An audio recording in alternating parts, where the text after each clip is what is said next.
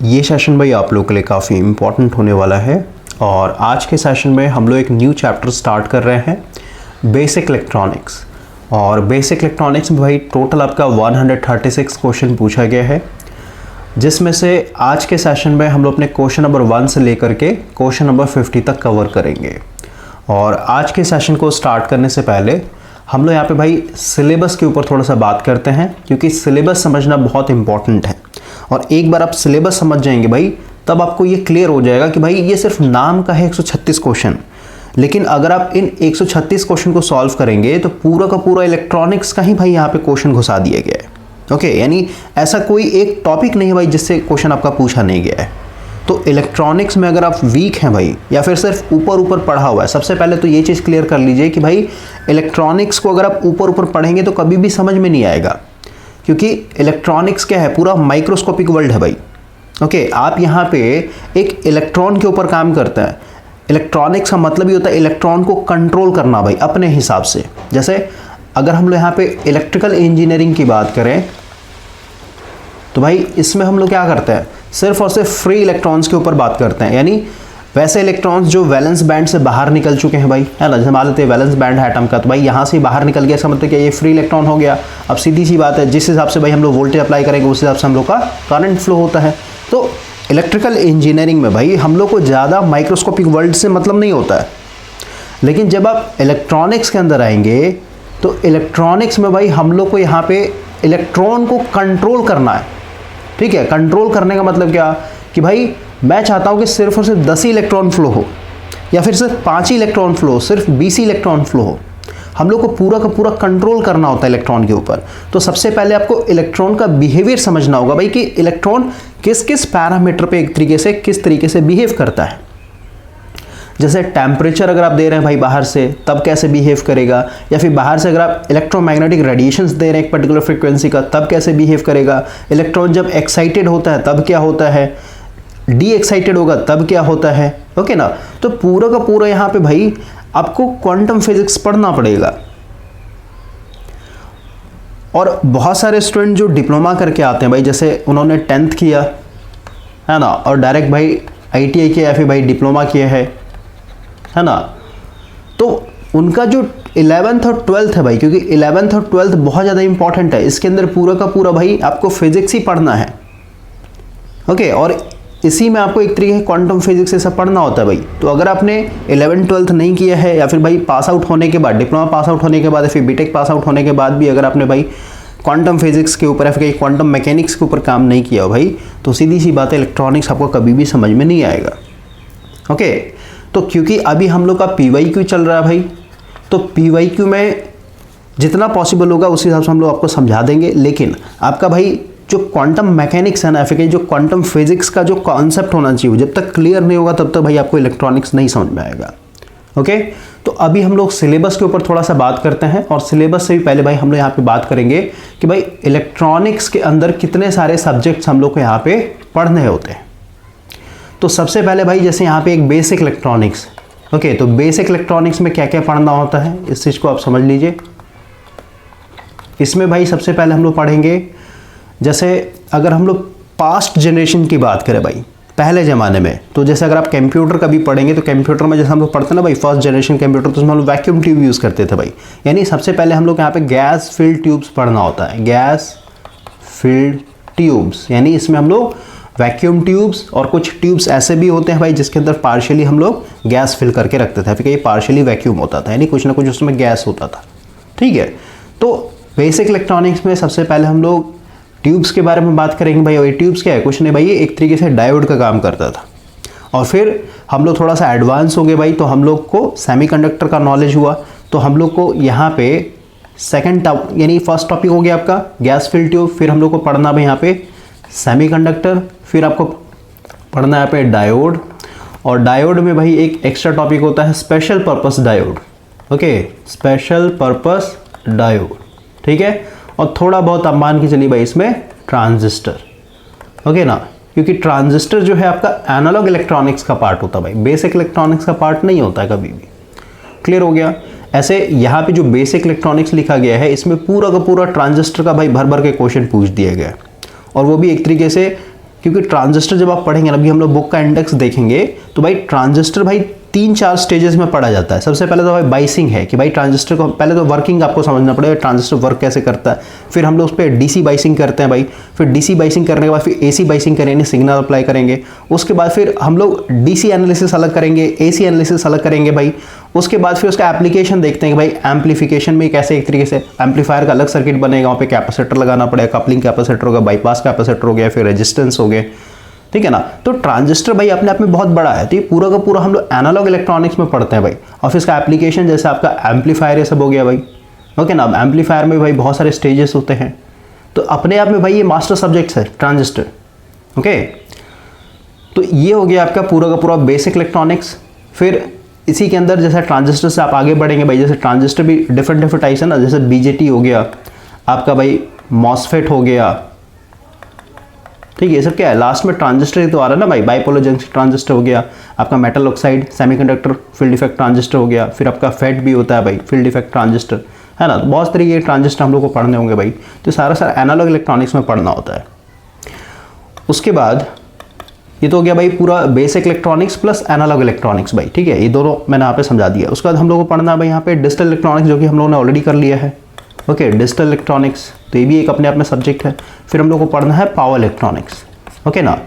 तो 3 से 4 सब्जेक्ट मिला करके पूरा का पूरा आपके यहाँ पे इलेक्ट्रॉनिक्स कवर होता है भाई। तो क्योंकि हम लोग इलेक्ट्रिकल के स्टूडेंट हैं तो हम लोग को ज़्यादा डेप्थ में नहीं जाना, लेकिन भाई आपका कम से कम तो फंडामेंटल क्लियर होना चाहिए, खासकर जो 11th-12th में जो हम लोग फिजिक्स पढ़ते हैं, क्योंकि वो आपका फाउंडेशन बनाता है भाई। और जब आप पेड क्लासेस पढ़ेंगे IIIQ का, तो वहाँ पे आपका पूरा का पूरा क्वांटम फिजिक्स पढ़ाया गया है, ओके। तो अभी हम लोग थोड़ा सा बुक के साथ सिंक्रोनाइज होते हैं और थोड़ा सा सिलेबस देखते हैं भाई कि कितने सारे टॉपिक्स जो है हम लोग को यहाँ पे इलेक्ट्रॉनिक्स के अंदर पढ़ना होता है। देखिए यहाँ पे बुक का इंडेक्स डाला गया है। सबसे पहला तो भाई इंट्रोडक्शन हो गया है, यानी यहाँ पे हम लोग वही जो 11th-12th में हम लोगों ने पढ़ा है ना भाई, ठीक है, उसके बारे में थोड़ा सा हम लोग बात करते हैं, यानी कि भाई इलेक्ट्रॉन का बिहेवियर ये सब क्या है, ठीक है। फिर आपका आ गया इलेक्ट्रॉन एमिशन, यानी इलेक्ट्रॉन को भाई हम लोग बाहर कैसे निकालते हैं, ठीक है ना। जैसे कोई मेटल है तो मेटल से भाई हम लोग इलेक्ट्रॉन को बाहर निकालना चाहते हो तो कैसे निकालेंगे, है ना। तो यहाँ पे इमिशन का मतलब भी होता है इलेक्ट्रॉन को बाहर निकालना, ठीक है। उसमें हम लोग डिफरेंट स्टेप्स पढ़ते हैं भाई। जैसे ये आपका थर्मियोनिक इमिटर है ना, ठीक है। थर्मियोनिक मतलब क्या भाई, हीट दे करके, गर्म करके भाई हम लोग क्या करें, इलेक्ट्रॉन को बाहर निकाला। तो डिफरेंट मेथड होता है इलेक्ट्रॉन को इमिट करने का। तीसरा हो गया गैस फिल्ड ट्यूब्स भाई, यानी इसी के अंदर हम लोग वैक्यूम ट्यूब्स के बारे में पढ़ेंगे। नेक्स्ट देखिए क्या है आपका, फिर आपका एटॉमिक स्ट्रक्चर आ गया। अभी जस्ट बताया था भाई कि सेमीकंडक्टर को समझने के लिए आपको भाई एटॉमिक स्ट्रक्चर पढ़ना पड़ेगा पहले, जिसमें आपका वैलेंस बैंड क्या होता है, कंडक्शन बैंड क्या होता है, फॉरबिडन गैप है, फिर एनर्जी लेवल, ये सब क्या होता है, ये सब लोगों को पढ़ना है। फिर आपका ये पूरा सेमीकंडक्टर फिजिक्स आ गया। तो सेमीकंडक्टर फिजिक्स में क्या है आपका भाई, प्योर सेमीकंडक्टर जिसको हम लोग इंट्रिंसिक बोलते हैं, उसमें जब इम्प्योरिटीज ऐड करते हैं, जिसको डोपिंग बोल रहे हैं भाई, तो डोपिंग करने के बाद हम लोग का क्या होता है एक्सट्रिंसिक सेमीकंडक्टर, जिसमें एन टाइप पी टाइप और एन टाइप पी टाइप को जोड़ेंगे तो भाई हम लोग का बनता है एक पीएन जंक्शन, जिसको हम लोग डायोड बोलते हैं, ठीक है। फिर इसमें हम लोग इसका बाइसिंग देखेंगे, फॉरवर्ड बाइस क्या होता है, रिवर्स बाइसिंग क्या होता है, ठीक है, ये सब हम लोग को पढ़ना है। फिर सेमीकंडक्टर डायोड है, यानी पीएन जंक्शन को ही हम लोग यहाँ पे डायोड बोल रहे हैं भाई, तो डायोड का भाई यहाँ पे एप्लीकेशन पढ़ेंगे, है ना। मेन तो भाई एप्लीकेशन है ना, कि भाई डायोड को हम लोग किस लिए बना रहे हैं, फिर उसका क्या यूज़ कर रहे हैं, ठीक है। तो रेक्टिफिकेशन सबसे बड़ा है। फिर आपका भाई जैसे अगर आप गेट लेवल पे पढ़ेंगे तो डायोड को एज अ फंक्शन जनरेटर भी यूज़ करते हैं, डायोड से हम लोग लॉजिक गेट भी बनाते हैं भाई, डायोड से ही फिर हम लोग मतलब बहुत सारे इसका एप्लीकेशन है भाई, ठीक है। तो इसमें फिर हम लोग डिफरेंट टाइप्स ऑफ डायोड भी पढ़ेंगे भाई, जैसे जीना डायोड, ये सब यहीं पे बता दिया गया है। फिर आपका स्पेशल पर्पस डायोड है, जिसमें हम लोग डिफरेंट टाइप्स ऑफ डायोड को पढ़ेंगे, उसका डिफरेंट फंक्शन होता है। क्लियर हो गया। तो स्पेशल पर्पस डायोड से भी आपका क्वेश्चन पूछा गया है, सेमीकंडक्टर डायोड से भी पूछा गया है, आपका सेमीकंडक्टर से ही पूछा गया है भाई, ठीक है। तो बहुत मतलब ऐसा कोई टॉपिक नहीं भाई जहाँ से क्वेश्चन नहीं पूछा गया है आपके इस PYQ में, ठीक है ना। तो सिर्फ कहने के लिए भाई 136 क्वेश्चन ही तो है, लेकिन भाई जब लगाएंगे ना तो पूरा इलेक्ट्रॉनिक्स पढ़ना पड़ जाएगा आपको, ठीक है। फिर आपका ट्रांजिस्टर हो गया, फिर आपका बाइसिंग हो गया, देखिए स्टार्टिंग में बताया था बाइसिंग हम लोग को पढ़ना होता है, ठीक है। उसका फिर आपका इसका एप्लीकेशन है भाई कि हम लोग एम्पलीफायर, जैसे ट्रांजिस्टर क्या कर रहा है भाई, क्योंकि ट्रांजिस्टर जब पढ़ेंगे तो गेन पढ़ना होता है। गेन का मतलब क्या भाई, इनपुट को आउटपुट में किस रेशियो से इंक्रीज करके दे, ठीक है ना। तो उसी को तो हम एम्पलीफिकेशन बोल रहे हैं। तो आप देखिए सिंगल स्टेज एम्पलीफायर हो गया, फिर आपका मल्टी स्टेज एम्पलीफायर हो गया भाई, फिर आपके यहाँ पे मतलब सारे एप्लीकेशन है भाई, ठीक है ना, ये सारे एप्लीकेशन हो गए। फिर आपका देखिए ऑसिलेटर, तो ऑसिलेटर से भी क्वेश्चन पूछा गया है। फिर आपका मॉड्यूलेशन एंड डी मॉड्यूलेशन से पूछा, जो कि कम्युनिकेशन में पढ़ना होता है भाई हम लोग को, ठीक है। तो मॉड्यूलेशन का भी एक क्वेश्चन पूछा गया है आपके इस इलेक्ट्रॉनिक्स में। फिर आपका यहाँ पे FATSM में भाई पावर, हम लोग का एक टॉपिक है ना पावर इलेक्ट्रॉनिक्स जो लास्ट होगा, ठीक है, उसमें आपके 20 क्वेश्चन पूछे, तो वहाँ पे फील्ड इफेक्ट ट्रांजिस्टर क्वेश्चन पूछा गया है, SCR से भी क्वेश्चन पूछा गया है भाई, यानी थायरिस्टर से क्वेश्चन पूछा गया है। और पावर इलेक्ट्रॉनिक्स में तो वही हो गया जो आपका टॉपिक है UJT ये सब। फिर इलेक्ट्रॉनिक्स इंस्ट्रूमेंट, ठीक है, तो इलेक्ट्रॉनिक इंस्ट्रूमेंट से मेरे ख्याल से नहीं पूछा है, ऐसे मेजरमेंट में भाई आपका ऑलरेडी देखिए CRO से पूछ दिया गया था, है ना, मल्टीमीटर से पूछ दिया, तो हम लोगों ने ऑलरेडी टॉपिक कवर कर रखा है। फिर आपका इंटीग्रेटेड सर्किट से क्वेश्चन नहीं है और हाइब्रिड पैरामीटर से भी नहीं है भाई, ठीक है। उसका देखिए ऑपरेशन एम्पलीफायर से क्वेश्चन पूछा गया है यहाँ पे।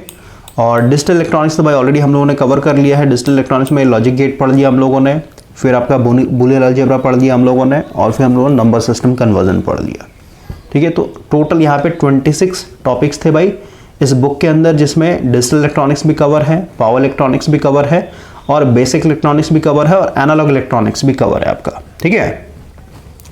तो लगभग 26 टॉपिक में से ये 2 टॉपिक तो हटा ही दीजिए आप, ये जो आपका डिजिटल इलेक्ट्रॉनिक्स हो गया और एक आपका भाई ये जो पावर इलेक्ट्रॉनिक्स हो गया यानी SCR, ये सब जो हो गए, ठीक है, क्योंकि इसको हम लोग नेक्स्ट टॉपिक में कवर करेंगे भाई, जो पावर इलेक्ट्रॉनिक्स में टोटल 20 क्वेश्चंस पूछे गए हैं।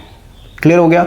तो अभी ओवरऑल मान के चलिए भाई 26 टॉपिक में से कम तो 20 टॉपिक से भाई क्वेश्चन पूछा गया है आपका, ओके ना।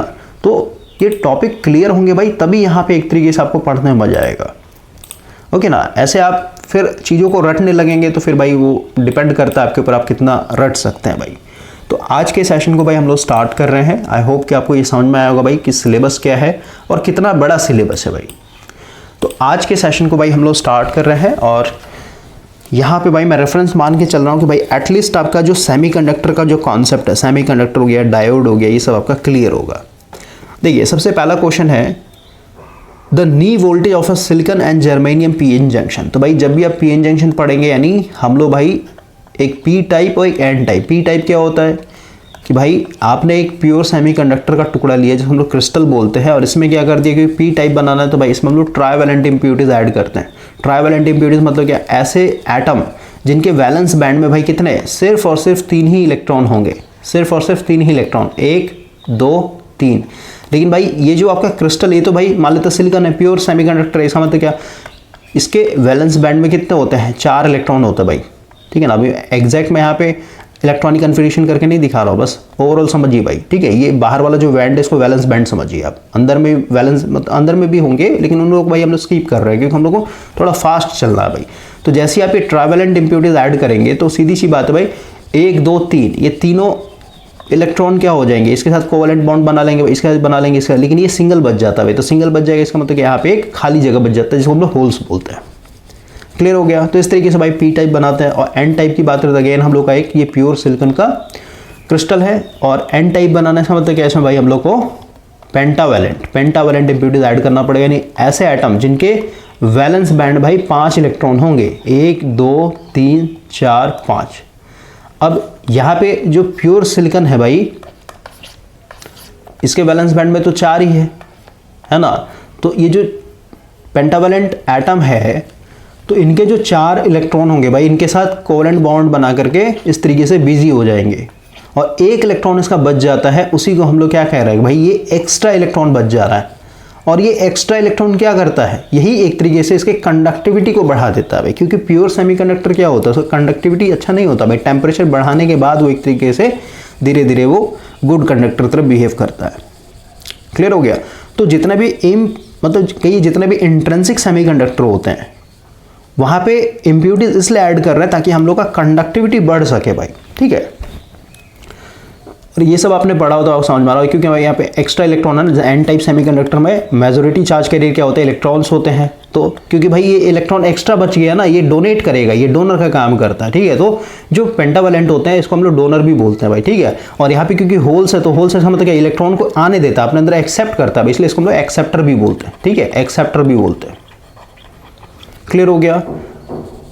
अब क्योंकि भाई दोनों को जब मिला देंगे, यानी P टाइप और N टाइप को मिला देंगे, ये मान लेते हैं P टाइप है, ये N टाइप है भाई, तो इधर क्योंकि इलेक्ट्रॉन था और इधर होल्स था, तो यहाँ पे भाई जो नज़दीक होता है ना, ये जहाँ पे भाई ये एक तरीके दोनों को ज्वाइंट किया गया है, तो यहाँ पे क्या होता है, डिफ्यूजन होता है। ठीक है। डिफ्यूजन क्यों हो रहा है? क्योंकि भाई कंसंट्रेशन दोनों के पास अलग अलग है ना, मतलब यहाँ पे भी इलेक्ट्रॉन का कंसंट्रेशन है, होल्स का कंसंट्रेशन, तो भाई कुछ इलेक्ट्रॉन्स जो है जंप कर जाता है होल्स को न्यूट्रल करने के लिए। तो क्योंकि ये अपने आप में न्यूट्रल होता है, पहले ये जो एन टाइप है ये अपने आप में न्यूट्रल है भाई, तो सीधी सी बात है इधर से इलेक्ट्रॉन इस साइड में आ जाएगा, यानी पी टाइप में जाएगा, तो इधर क्या हो जाएगा? पॉजिटिव चार्ज बनेगा। और इधर क्योंकि इलेक्ट्रॉन का गेन हुआ है तो सीधी सी बात इधर आपका नेगेटिव चार्ज बन जाए भाई, और जितना इधर नेगेटिव चार्ज बनेगा उतना ही इधर पॉजिटिव चार्ज भी बनता है, इसी को हम लोग बोलते हैं डिप्लीशन रीजन। ठीक है, यानी आपका इस डायरेक्शन में इलेक्ट्रिक फील्ड क्रिएट हो जाता है। और वही जब हम उसको फॉरवर्ड बाइस करेंगे, यानी ये पी टाइप है एन टाइप है, तो पी को पॉजिटिव से और एन को नेगेटिव से इस तरीके से करें, इसको फॉरवर्ड बाइस बोलते हैं। तो जैसे फॉरवर्ड बाइस करेंगे तो यहाँ पे होगा क्या कि भाई इसके अंदर जो होल्स थे, पी टाइप का मतलब क्या भाई, इसमें मेजोरिटी क्या है? होल्स है एक तरीके से, है ना, और इधर आपका इलेक्ट्रॉन। तो देखिए क्या होता है कि भाई ये प्लस है माइनस है, तो सीधी सी बात है होल्स को क्या करेगा? धकेलेगा, इस डायरेक्शन में धक्का देगा भाई। और एक चीज़ और समझिए भाई, ये जो माइनस और प्लस है ना, इसको पहले थोड़ा और जूम करके समझिए, ये एक्चुअली में आयोन्स होते हैं भाई। देखिए भाई ये अपने आप में सॉलिड है ना, ये पी टाइप एन टाइप अपने आप में क्या है? सॉलिड। जैसे केमिस्ट्री में पढ़ेंगे भाई तो स्टेट्स पढ़ना होता है, तो भाई कितने तरीके के मैटर हैं? Solid, liquid, gas. तो सॉलिड में क्या होता है? एटम बहुत टाइटली क्लोज्ड होते हैं भाई, ठीक है, इनके बीच में, यानी एटम के बीच में कहीं पे भी जगह ही नहीं होता है, खाली जगह है ही नहीं भाई, समझ में आया? टाइटली पैक्ड होते हैं। तो इस चीज़ को आप दिमाग में रखते हैं, यहाँ पे समझिए कि भाई ये जो पी टाइप है एन टाइप जो सेमीकंडक्टर है सॉलिड है भाई, इसका मतलब क्या हुआ? इनमें जो एटम होंगे बहुत टाइटली क्लोज्ड होंगे, ठीक है। तो अब समझिए भाई, मान लेते हैं 4 इलेक्ट्रॉन जो है एन टाइप के, जो 4 इलेक्ट्रॉन थे भाई ये जंप करके इधर आ गए, तो समझिए यहाँ पे पहले से भी तो एटम होगा ना भाई, यहाँ पे पहले से भी एटम बैठा हुआ है, समझ रहे हैं। और ये प्लस दिखा रहा है, मतलब ये नहीं कि भाई चार्ज है, नहीं, इसको आप ऐसे दिखाइए ना भाई, एटम है यहाँ पे, हर जगह एटम भरा हुआ होगा, क्लियर हुआ? हर जगह एटम, क्योंकि सॉलिड है ना भाई, इसमें भी एटम होंगे, हर जगह एटम होंगे, क्लियर हो रहा है? तो पूरा एटम से ही भरा हुआ है, ऐसा इमेजिन कीजिए आप। और क्योंकि यहाँ से एन टाइप से इलेक्ट्रॉन भाई एक मान लेते 4 जंप कर गया इधर, तो सीधी सी बात है इधर क्या हो जाएगा? क्योंकि ये पी टाइप अपने में न्यूट्रल होता है, इधर से इलेक्ट्रॉन है तो भाई नेट चार्ज क्या हो जाता है? नेगेटिव नेगेटिव नेगेटिव, इस तरीके से, ठीक है। और ये इसने क्योंकि लूज कहते हैं plus plus plus plus plus, तो अब समझिए भाई जो प्लस प्लस प्लस आ रहा है ये सारे क्या है? ये आयोन्स है भाई, क्लियर हो गया? क्योंकि भाई किसी ना किसी के एटम से भाई इलेक्ट्रॉन बाहर निकल के गया होगा ना, समझ गए? तो जिस एटम ने इलेक्ट्रॉन को लूज किया होगा, सीधी सी बात है वो क्या हो गया होगा? आयोन्स बन गया होगा। तो आयोन्स बनते हैं भाई यहाँ पे, क्लियर हो गया? सारे आयोन्स हैं यहाँ पे, ठीक है। उसको हम लोग ई मोबाइल बोलते हैं, मतलब ये चल नहीं सकता, यहीं पे फिक्स रहेगा हमेशा। तो जैसे इसमें आप फॉरवर्ड बाइस करेंगे तो सीधी सी बात है कि भाई जो होल्स हैं यहाँ पे, जो होल्स हैं भाई, और यहाँ पे जो इलेक्ट्रॉन्स हैं, ध्यान समझिएगा। बहुत सारे लोगों को तो यही समझ में नहीं आता भाई कि डिप्लेशन लेजर कैसे पतला होता है और रिवर्स बाइस में कैसे एक तरीके से चौड़ा हो जाता है। तो इस चीज़ को समझिए आप कि भाई जैसे आपने इसमें प्लस और माइनस अप्लाई किया, तो देखिए यहाँ पे क्योंकि नेगेटिव है तो सीधी सी बात है कि भाई ये पूरा जो नेगेटिव इलेक्ट्रिक फील्ड है यहाँ पे आ जाएगा, और यहाँ पे भाई इलेक्ट्रॉन भी है तो सीधे ये नेगेटिव चार्ज और ये इलेक्ट्रॉन भी नेगेटिव, तो भाई इसको रिपेल करेगा, यानी धक्का देगा। तो धक्का देने का मतलब क्या है? अब जूम करके इसको मैं दिखाता हूँ कि भाई यहाँ पे प्लस प्लस प्लस प्लस इस तरीके से भाई आयोन्स थे, और उसको थोड़ा 2 लेयर में दिखा देता है, ज़्यादा बेटर तरीके से समझ में आएगा आपको। अब क्योंकि भाई इधर मेरा भाई इस तरीके इलेक्ट्रिक फील्ड, इधर मेरा पॉजिटिव और इधर मेरा नेगेटिव इलेक्ट्रिक फील्ड है, और यहाँ पे जो इलेक्ट्रॉन है भाई, तो ध्यान समझिए। पहले ये बताइए भाई कि इन एटम के ऊपर ये प्लस चार्ज क्यों आया? ये यहाँ पे आयंस प्लस प्लस यानी पॉजिटिव आयंस क्यों है भाई? क्योंकि इन्होंने इलेक्ट्रॉन को खो दिया था भाई, समझ में आ रहा है? इनका इलेक्ट्रॉन दूसरे जगह यानी पी टाइप में चला गया था, इसलिए भाई ये पॉजिटिव चार्ज है। तो अब देखिए भाई जैसे ही हम लोगों ने यहाँ पे नेगेटिव इलेक्ट्रिक फील्ड अप्लाई किया, तो भाई इधर जो जितने भी इलेक्ट्रॉन्स होंगे वो सारे इलेक्ट्रॉन्स क्या होंगे? इस डायरेक्शन में भागेंगे भाई, इस डायरेक्शन में भागेंगे। इसका मतलब क्या हुआ कि भाई ये इलेक्ट्रॉन इन पॉजिटिव आयंस के पास जा रहा है।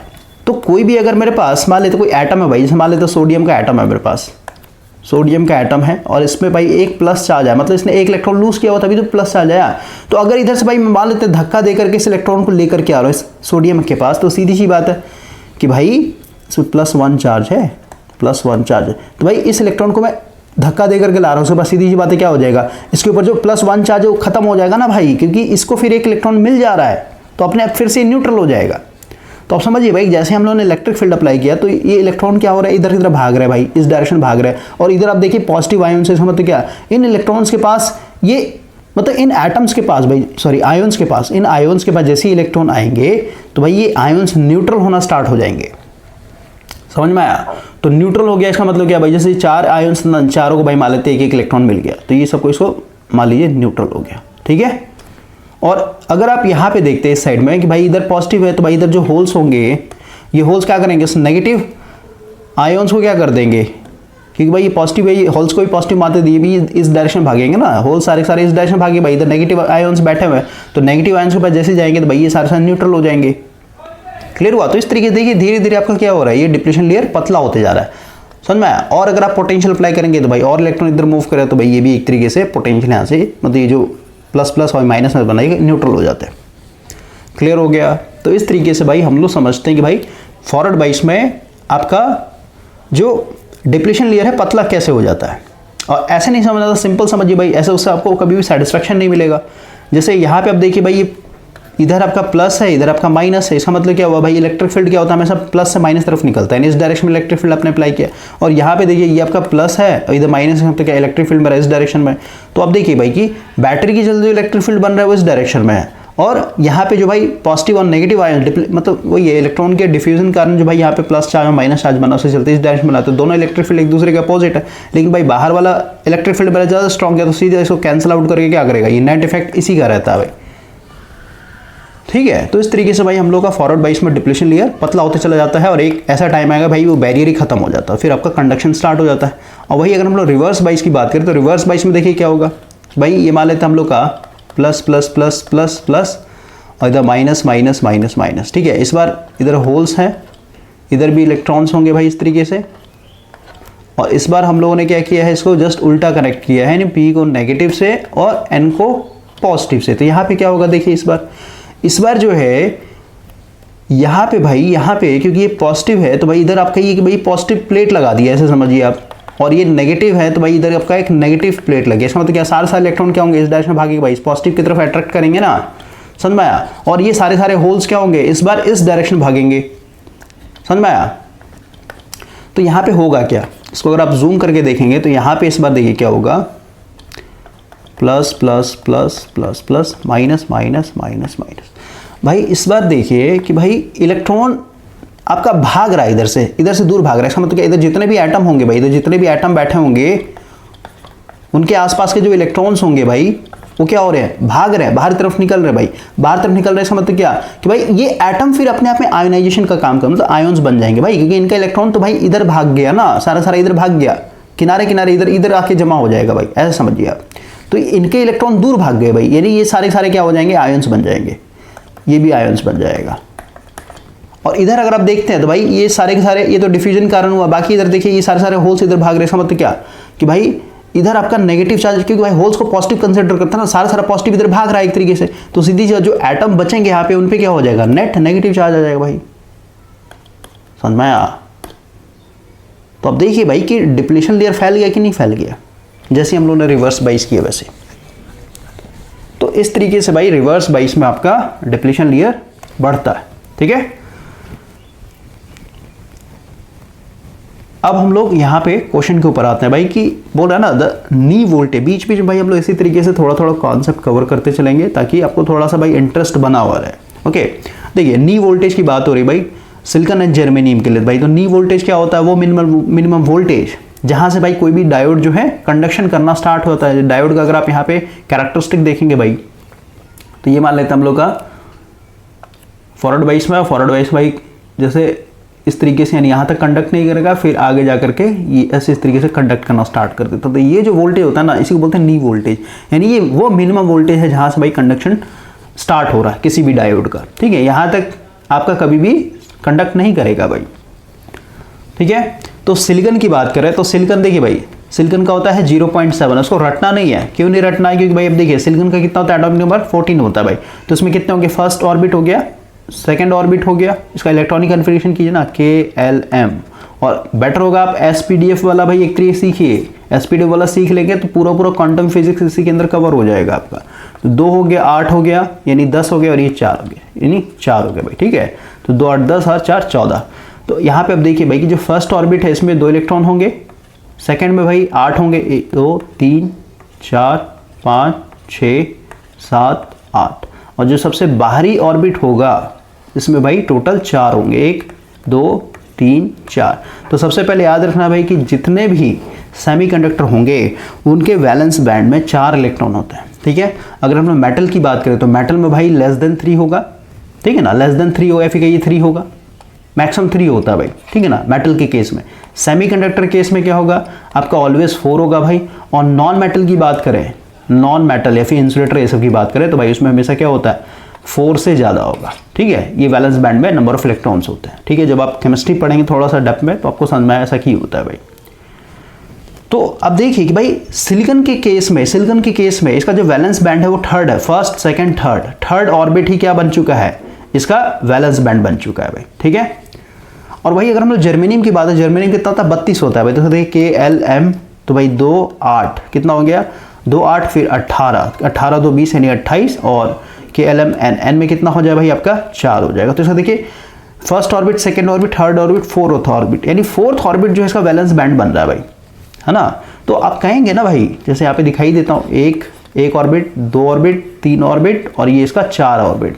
तो अब देखिए भाई कि न्यूक्लियस से ये फोर्थ बैंड इसका वैलेंस बैंड बन रहा है, और उसका न्यूक्लियस से जो है सिर्फ और सिर्फ 3rd ऑर्बिट ही क्या बन रहा है, वैलेंस बैंड बन रहा है। इसका मतलब क्या हुआ कि भाई मुझे अगर यहां से इलेक्ट्रॉन निकालना है, जैसे आप कूलम्ब्स लॉ को देखिए ना, ये नेगेटिव चार्ज है भाई, न्यूक्लियस पॉजिटिव चार्ज इलेक्ट्रॉन को खींच के रखता है ना, तभी तो भाई ऑर्बिट में घूमते रहते हैं। तो यहाँ पे एक इलेक्ट्रोस्टैटिक फोर्स बनता है। इलेक्ट्रोस्टैटिक फोर्स क्या है, Q1 Q2 divided by 4 pi E0 ER R², यानी जो फोर्स होता है वो इनवर्सली प्रोपोर्शनल है डिस्टेंस के स्क्वायर के ऊपर।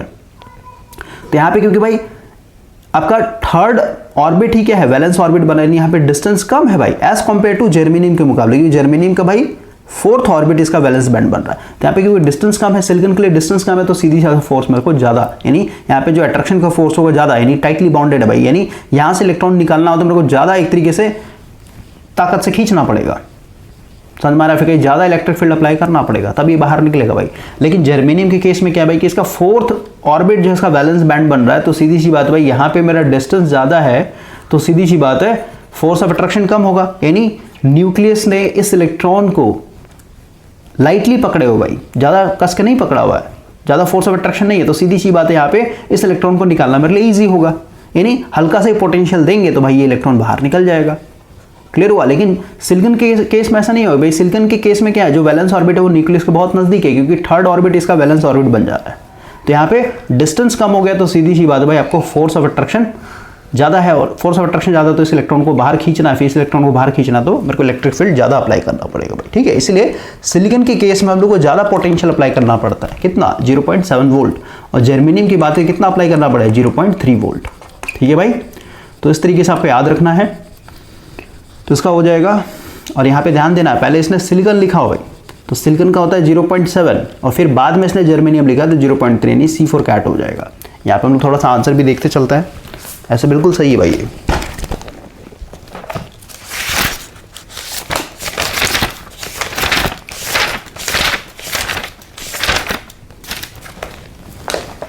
सही है भाई, आगे बढ़ते हैं। देखिए नेक्स्ट क्वेश्चन है, the process of adding pentavalent and trivalent impurities to a pure semiconductor is called, तो उसको डोपिंग बोलते हैं भाई, ठीक है। आगे पढ़ते हैं, the width of depletion layer of a junction, अभी जस्ट बताया भाई कि फॉरवर्ड बाइस में जो विड्थ होता है ना, डिप्लीशन लेयर का जो विड्थ होता है भाई, विड्थ का मतलब चौड़ाई भाई, वो क्या हो रहा था, कम हो रहा था। और वही रिवर्स बाइस में करेंगे तो रिवर्स बाइस में आपका फैल रहा था, नहीं विड्थ बढ़ रहा था भाई। तो यहाँ पे बोल रहा है कि भाई देखिए इसको तो थोड़ा सा डोपिंग से समझते हैं। जैसे भाई हम लोगों ने अभी देखा कि पी टाइप और एन टाइप सेमीकंडक्टर आपस में जोड़ेंगे तो भाई इधर मेरा क्या हो रहा है, एक पॉजिटिव और इधर आपका नेगेटिव, इस तरीके से एक स्मॉल इलेक्ट्रिक फील्ड बन जा रहा है जिसको हम लोग बैरियर बोल रहे हैं भाई, है ना। क्योंकि ये फर्दर फिर क्या कर रहा है, इधर जो इलेक्ट्रॉन है, रिमेनिंग इलेक्ट्रॉन्स है, जो होल्स है भाई, इसको फिर इधर जंप नहीं करने देगा। क्यों नहीं करने देगा, क्योंकि भाई इलेक्ट्रॉन इधर आने की कोशिश करेंगे, लेकिन भाई ये नेगेटिव वाला क्या करेगा, इस इलेक्ट्रॉन को धकेल के रखेगा भाई। और ये होल्स है तो होल्स तो यहाँ तक तो पहुंच जाएंगे, लेकिन इधर पॉजिटिव वाला क्या कर रहा है, इसको रिपेल करेगा, क्योंकि होल्स भी तो पॉजिटिव भी होता है, इधर आपका पॉजिटिव है तो इधर से इधर फिर और इधर से इधर फिर जंप नहीं हो पाता, यानी स्टॉप हो जाता है इस तरीके से। क्लियर हो गया। अब देखिए हम लोग यहाँ पे डोपिंग के ऊपर बात करते हैं। मान लेते हैं कि भाई मेरे पास एक हाईली डोप्ड, ठीक है ना, यानी इसे मान लेते हैं भाई इसमें और हम लोग डोपिंग कर रहे हैं। डोपिंग और करना मतलब क्या भाई, इसमें इलेक्ट्रॉन्स और ऐड कर रहे हैं, यानी पेंटावैलेंट इम्प्योरिटीज और ऐड कर रहे हैं, और इसमें भाई हम लोग हाई डोपिंग कर रहे हैं। मतलब डोपिंग करना मतलब क्या भाई, इसमें जो होल्स होंगे वो बढ़ जाएंगे, ऐसा आप समझिए, इनका संख्या बढ़ चुका है।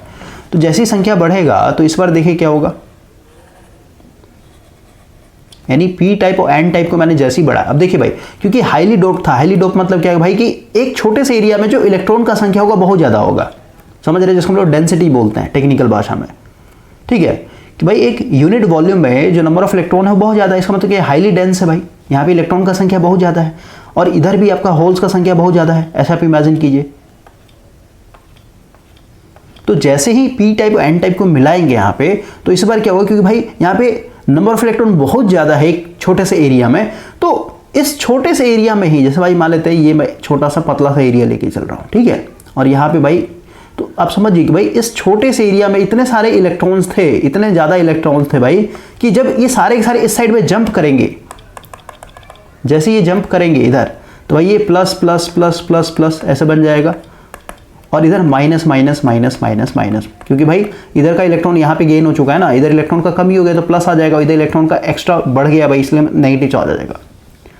तो यहाँ पे समझिए भाई कि डोपिंग जितना ज़्यादा हाई करेंगे तो भाई डिप्लेशन विड्थ उतना ही कमते चला जाता है। इसका फॉर्मूला होता है कि विड्थ जो होता है आपका इन्वर्सली प्रोपोर्शनल होता है रूट अंडर डोपिंग के ऊपर भाई। अगर आप डोपिंग ज़्यादा करेंगे तो विड्थ जो होता है डिप्लेशन का वो कमता है। क्यों? क्योंकि भाई यहाँ पे एक छोटे से एरिया में ही इतने सारे इलेक्ट्रॉन्स अवेलेबल थे कि भाई जैसे ही इन दोनों को मिलाया गया, यानी पी टाइप एन टाइप को मिलाया गया, तो सारे के सारे वो इलेक्ट्रॉन डिफ्यूज कर गए, और यहाँ पे एक अच्छा खासा यहाँ पे पोटेंशियल क्रिएट हो चुका है प्लस का और यहाँ पे माइनस का। तो रिमेनिंग जो इधर के इलेक्ट्रॉन्स होंगे भाई, बाकी जो इलेक्ट्रॉन्स होंगे उधर जंप नहीं कर पाएंगे। क्यों भाई? क्योंकि यहाँ तक तो पहुंच जाएंगे पॉजिटिव तक, लेकिन इधर आपका क्या है, नेगेटिव का पूरा पोटेंशियल क्रिएट हो रखा है ना, तो रिपेल करने लगता है भाई। समझ में आया? और वही मान लेते हैं लाइटली डोप्ड होगा सेमीकंडक्टर अगर, तो लाइटली डोप्ड होगा इसका मतलब क्या हुआ कि भाई ये पी टाइप है और ये एन टाइप है। तो यहाँ पे देखिए डोपिंग बहुत कम है तो सीधी विड्थ ज़्यादा होगा। क्यों होगा, कैसे होता समझिए। तो इलेक्ट्रॉन का संख्या बहुत कम है भाई, इलेक्ट्रॉन का संख्या ही कम है, इसका मतलब क्या, इलेक्ट्रॉन का डेंसिटी यहाँ पे कम होगा। मतलब एक यूनिट वॉल्यूम में भाई जो नंबर ऑफ इलेक्ट्रॉन्स और जो होल्स है बहुत कम है। इसका मतलब क्या हुआ कि भाई यहाँ पे जैसे ही दोनों को मिलाया जाएगा, यानी पी टाइप एन टाइप को मिलाया जाएगा, तो बहुत ज़्यादा एरिया के, यहाँ पे और दिखा देते हैं, मान लेते इतने दूर के जो इलेक्ट्रॉन्स थे भाई, ये पूरा जो इलेक्ट्रॉन्स था, इस पूरे एरिया का जो इलेक्ट्रॉन्स था, मान लेते हैं ये एन से कहाँ चला गया, पी टाइप में चला गया। तो एन से पी टाइप में जैसे ही जंप करेगा तो इधर क्या हो जाएगा, इतना दूर प्लस बनेगा, पूरा प्लस बन जाएगा, और इधर आके ये पूरा नेगेटिव बन जाएगा भाई, क्योंकि इधर इलेक्ट्रॉन्स आएंगे तो होल्स को क्या करेंगे, रिकम्बाइन कर लेते हैं ना भाई। समझ में आया? ठीक है, तो इतना बड़ा एक तरीके से आपका यहाँ पे डिप्लेशन लेयर क्रिएट हो जाएगा। ऐसा क्यों हुआ, इतना चौड़ा क्यों हो गया भाई? क्योंकि यहाँ पे इलेक्ट्रॉन का डेंसिटी कम है ना भाई, समझ गए। तो जब भी डिफ्यूज होगा तो भाई बहुत बड़े एरिया से बहुत कम इलेक्ट्रॉन्स जो हैं एक तरीके से अवेलेबल हो पा रहे हैं एन से पी टाइप में जाने के लिए। तो इतने एरिया में भाई जो एटम्स बैठे होंगे वो आयंस बन जाएंगे, यानी पॉजिटिव तरह बिहेव करेंगे, और इतने दूर के होल्स को क्या कर देगा, क्योंकि होल्स में यहाँ पे दूर है ना, तो भाई सारे इलेक्ट्रॉन इधर रिकम्बाइन कर लेंगे, तो भाई इतना चौड़ा जो है विड्थ आपका बनता है। क्लियर हो गया? तो समझना है भाई कि डोपिंग अगर आप बढ़ाएंगे तो सीधी सी बात है विड्थ कम होता है, और डोपिंग अगर कम करेंगे तो विड्थ जो होगा आपका ज़्यादा होता है, यानी इन्वर्सली रिलेशन चलता है। अब हम यहाँ पे ऑप्शन के हिसाब से चलते हैं भाई। देखिए बोलता है the width of depletion layer of a junction. तो भाई हम लोगों ने फॉरवर्ड बाइस और रिवर्स बाइस में देख लिया था, फॉरवर्ड बाइस में डिप्लेशन लेयर का जो विड्थ होता है कमता है, विड्थ जो होगा कम होगा कब, फॉरवर्ड बाइस में, और विड्थ जो है बढ़ता है कब, रिवर्स बाइस में। और डोपिंग का तो अभी जस्ट समझ ही लिया। तो यहाँ पे देखते हैं, ये तो कभी होगा नहीं, independent of the apply voltage होता नहीं भाई, इंक्रीज अंडर रिवर्स बाइस, सही होना चाहिए। ठीक है, डिक्रीज विथ लाइट डोपिंग, नहीं भाई लाइट डोपिंग में तो भाई बढ़ जाता है, ये भी गलत है। इंक्रीज विथ हैवी डोप, नहीं भाई हैवी डोप में विड्थ कमता है। ठीक है, तो ये तीनों गलत है, तो बचा क्या, सिर्फ और सिर्फ ऑप्शन ए। आगे बढ़ते हैं, देखिए नेक्स्ट क्वेश्चन है, what is the number of diode used in a bridge rectifier. देखिए भाई जब आप डायोड पढ़ेंगे, डायोड में हम लोग को पढ़ना है एप्लीकेशन, और सबसे पहला एप्लीकेशन है रेक्टिफिकेशन का। तो रेक्टिफिकेशन मतलब रेक्टिफायर दो तरह पढ़ना है हम लोग को, हाफ वेव और एक होता है भाई फुल वेव। अब फुल वेव में हम लोग को दो तरीके पढ़ने होते हैं। एक हो गया आपका सेंटर टैप, जिसमें हम लोग ट्रांसफार्मर लगा करके, ये मान लेते हैं प्राइमरी वाइंडिंग हो गया और ये सेकेंडरी वाइंडिंग, और यहाँ से भाई टैपिंग करते हैं हम लोग, ठीक है। एक डायोड यहाँ पे लगेगा, एक डायोड यहाँ पे लगेगा भाई, और बीच में हम लोग का यहाँ पे लोड लगता है। इस तरीके का आपका नेटवर्क बनेगा। क्लियर हो गया। तो भाई फुल वेव में आपका पहला हो गया सेंटर टैप, ठीक है, और एक होता है भाई आपका ब्रिज टाइप। तो ब्रिज टाइप में कितने, 4 डायोड होते हैं, 4 डायोड। तो ऑप्शन देखिए यहाँ पे कि भाई पहला है ब्रिज रेक्टिफायर, तो इसके लिए भाई 4 डायोड चाहिए। फिर आपका लिखा ना यूज्ड ना bridge rectifier, full wave rectifier. Full wave rectifier तो ये सेंटर टैप की बात हो रही है, तो सेंटर टैप में 2 हो जाएगा, और हाफ वेव में भाई हम लोग का सिंगल होता है, ठीक है। कुछ इस तरीके का आपका यहाँ पे सिंगल डायोड लगेगा, और इस डायोड को बचाने के लिए भाई हम लोग यहाँ पे लोड लगाना है, रेजिस्टेंस होता है। यहाँ पे हम लोग AC सप्लाई देते हैं, या फिर इसको ट्रांसफार्मर से भी कनेक्ट कर सकते हैं, कोई दिक्कत नहीं है, ठीक है भाई। तो इसका 4 to 1 हो जाएगा, 4 to 1 यानी D4 डॉग हो जाएगा। आगे बढ़ते हैं, और ये रेक्टिफायर बहुत इंपॉर्टेंट है भाई, यहाँ सबसे पूछ देगा हाफ वेव का एफिशिएंसी क्या है, ये सब पूछा गया है। फुल वेव का एफिशिएंसी क्या होता है, PIV क्या होता है, पीक इनवर्स वोल्टेज, यानी नेगेटिव साइकिल जब आएगा तो भाई वो कितना मैक्सिमम वोल्टेज झेल सकता है, ठीक है ना। तो इस तरीके क्वेश्चंस बनेंगे। एफिशिएंसी हो गया, फिर आपका भाई रिपल फैक्टर से ही पूछता है बार बार, तो ये आपको कवर होना चाहिए। अगला है इन P टाइप सेमीकंडक्टर। तो भाई P टाइप में क्या होता है, होल्स आर मेजॉरिटी चार्ज कर रहे हैं, इलेक्ट्रॉन्स आर माइनॉरिटी। बिल्कुल सही बात है, A फॉर एप्पल ही होना चाहिए। आंसर देख लेते हैं, बिल्कुल सही है, A फॉर एप्पल हो जाएगा भाई, ठीक है। अगला क्वेश्चन है भाई the connection of Zener diode in a circuit is always. तो भाई जीनर डायोड क्या है, एक स्पेशल टाइप ऑफ डायोड है भाई, जो कि वोल्टेज रेगुलेशन का काम करता है भाई। वोल्टेज रेगुलेशन का मतलब क्या कि भाई अगर आपका मान लेते हैं इनपुट जो वोल्टेज है ये फ्लैक्चुएट कर रहा है भाई। फ्लैक्चुएट मतलब भाई मान लेते हैं 3 वोल्ट से लेके 9 वोल्ट के बीच में, फिर ये इसको ऐसे दिखा देते हैं कि भाई ये 6 वोल्ट से लेकर के 9 वोल्ट के बीच में फ्लैक्चुएट करते रहता है। लेकिन भाई जो मेरा लोड यहाँ पे लगेगा, तो भाई इस लोड को तो भाई मुझे, जैसे भाई मान लेते अपने फिलामेंट बल्ब लगा दिया, ये जो लोड है ये फिलामेंट बल्ब, तो भाई इस फिलामेंट के बल्ब के पास अगर फ्लैक्चुएशन वाला वोल्टेज देंगे तो भाई तुरंत ही खराब हो जाएगा ना। तो भाई मुझे यहाँ पे कांस्टेंट वोल्टेज चाहिए, नो लोड से के फुल, मतलब जैसे भाई मान लेते हैं ये 6 वोल्ट चाहिए मेरे को यहाँ पे, तो 6 वोल्ट का 6 वोल्ट हमेशा चाहिए, भले ही मेरा ये जो वोल्टेज सोर्स है वेरिएबल है, या फिर कहीं वेरी कर रहा हो या फिर फ्लैक्चुएट कर रहा हो भाई। तो इस केस में हम लोग क्या करेंगे, यहाँ पे जीनर डायोड लगाएंगे भाई। इस तरीके का जीनर डायोड होता है, इस तरीके सिंबल, ठीक है। ये जीनर डायोड लगा देंगे ना तो ऑटोमेटिक क्या करेगा, ये वोल्टेज को कांस्टेंट बना के रखता है भाई, ठीक है। जब भी आप जीनर डायोड लगाएंगे तो भाई अपने क्रॉस क्या कर लेगा, कांस्टेंट वोल्टेज मेंटेन करो, क्योंकि भाई पैरेलल में लगा दी तो यही वोल्टेज, यानी जीनर डायोड के क्रॉस जो वोल्टेज होगा वही वोल्टेज क्या होगा, इस लोड के क्रॉस होगा भाई। और यहाँ पे हम लोग फिर एक रेजिस्टेंस भी लगाते हैं, ताकि, क्योंकि जीनर डायोड का कैरेक्टरिस्टिक क्या है, हमेशा रिवर्स बाइस में काम करना, और यहाँ पे अपने क्रॉस क्या करता है, वोल्टेज को कांस्टेंट मेंटेन कर रखता है। तो एक्स्ट्रा जो करंट जाएगा भाई अपने अंदर से हैवी करंट फ्लो होने देता है। तो हैवी करंट जो फ्लो हो रहा है वो इस, मतलब ये थोड़ा पढ़ना पड़ेगा भाई, न्यूमेरिकल आप करेंगे ना तो क्लियर होगा, थ्योरेटिकल आपको नहीं समझ में आएगा। देखिए 2 तरीके से समझाया जाता है किसी चीज़ को भी भाई। एक हो गया आपका थ्योरेटिकल अंडरस्टैंडिंग, तो थ्योरी से आपको उतना क्लियर नहीं होगा, और एक होता है मैथमेटिकल अंडरस्टैंडिंग। जैसे पावर सिस्टम भाई, पावर सिस्टम को आप थ्योरी बेसिस पढ़िए, आपको कुछ भी नहीं समझ में आएगा, ठीक है। जो इजी वाले पोर्शन है भाई, आपका जनरेशन हो गया, उसको आपको लगेगा भाई बहुत इजी है।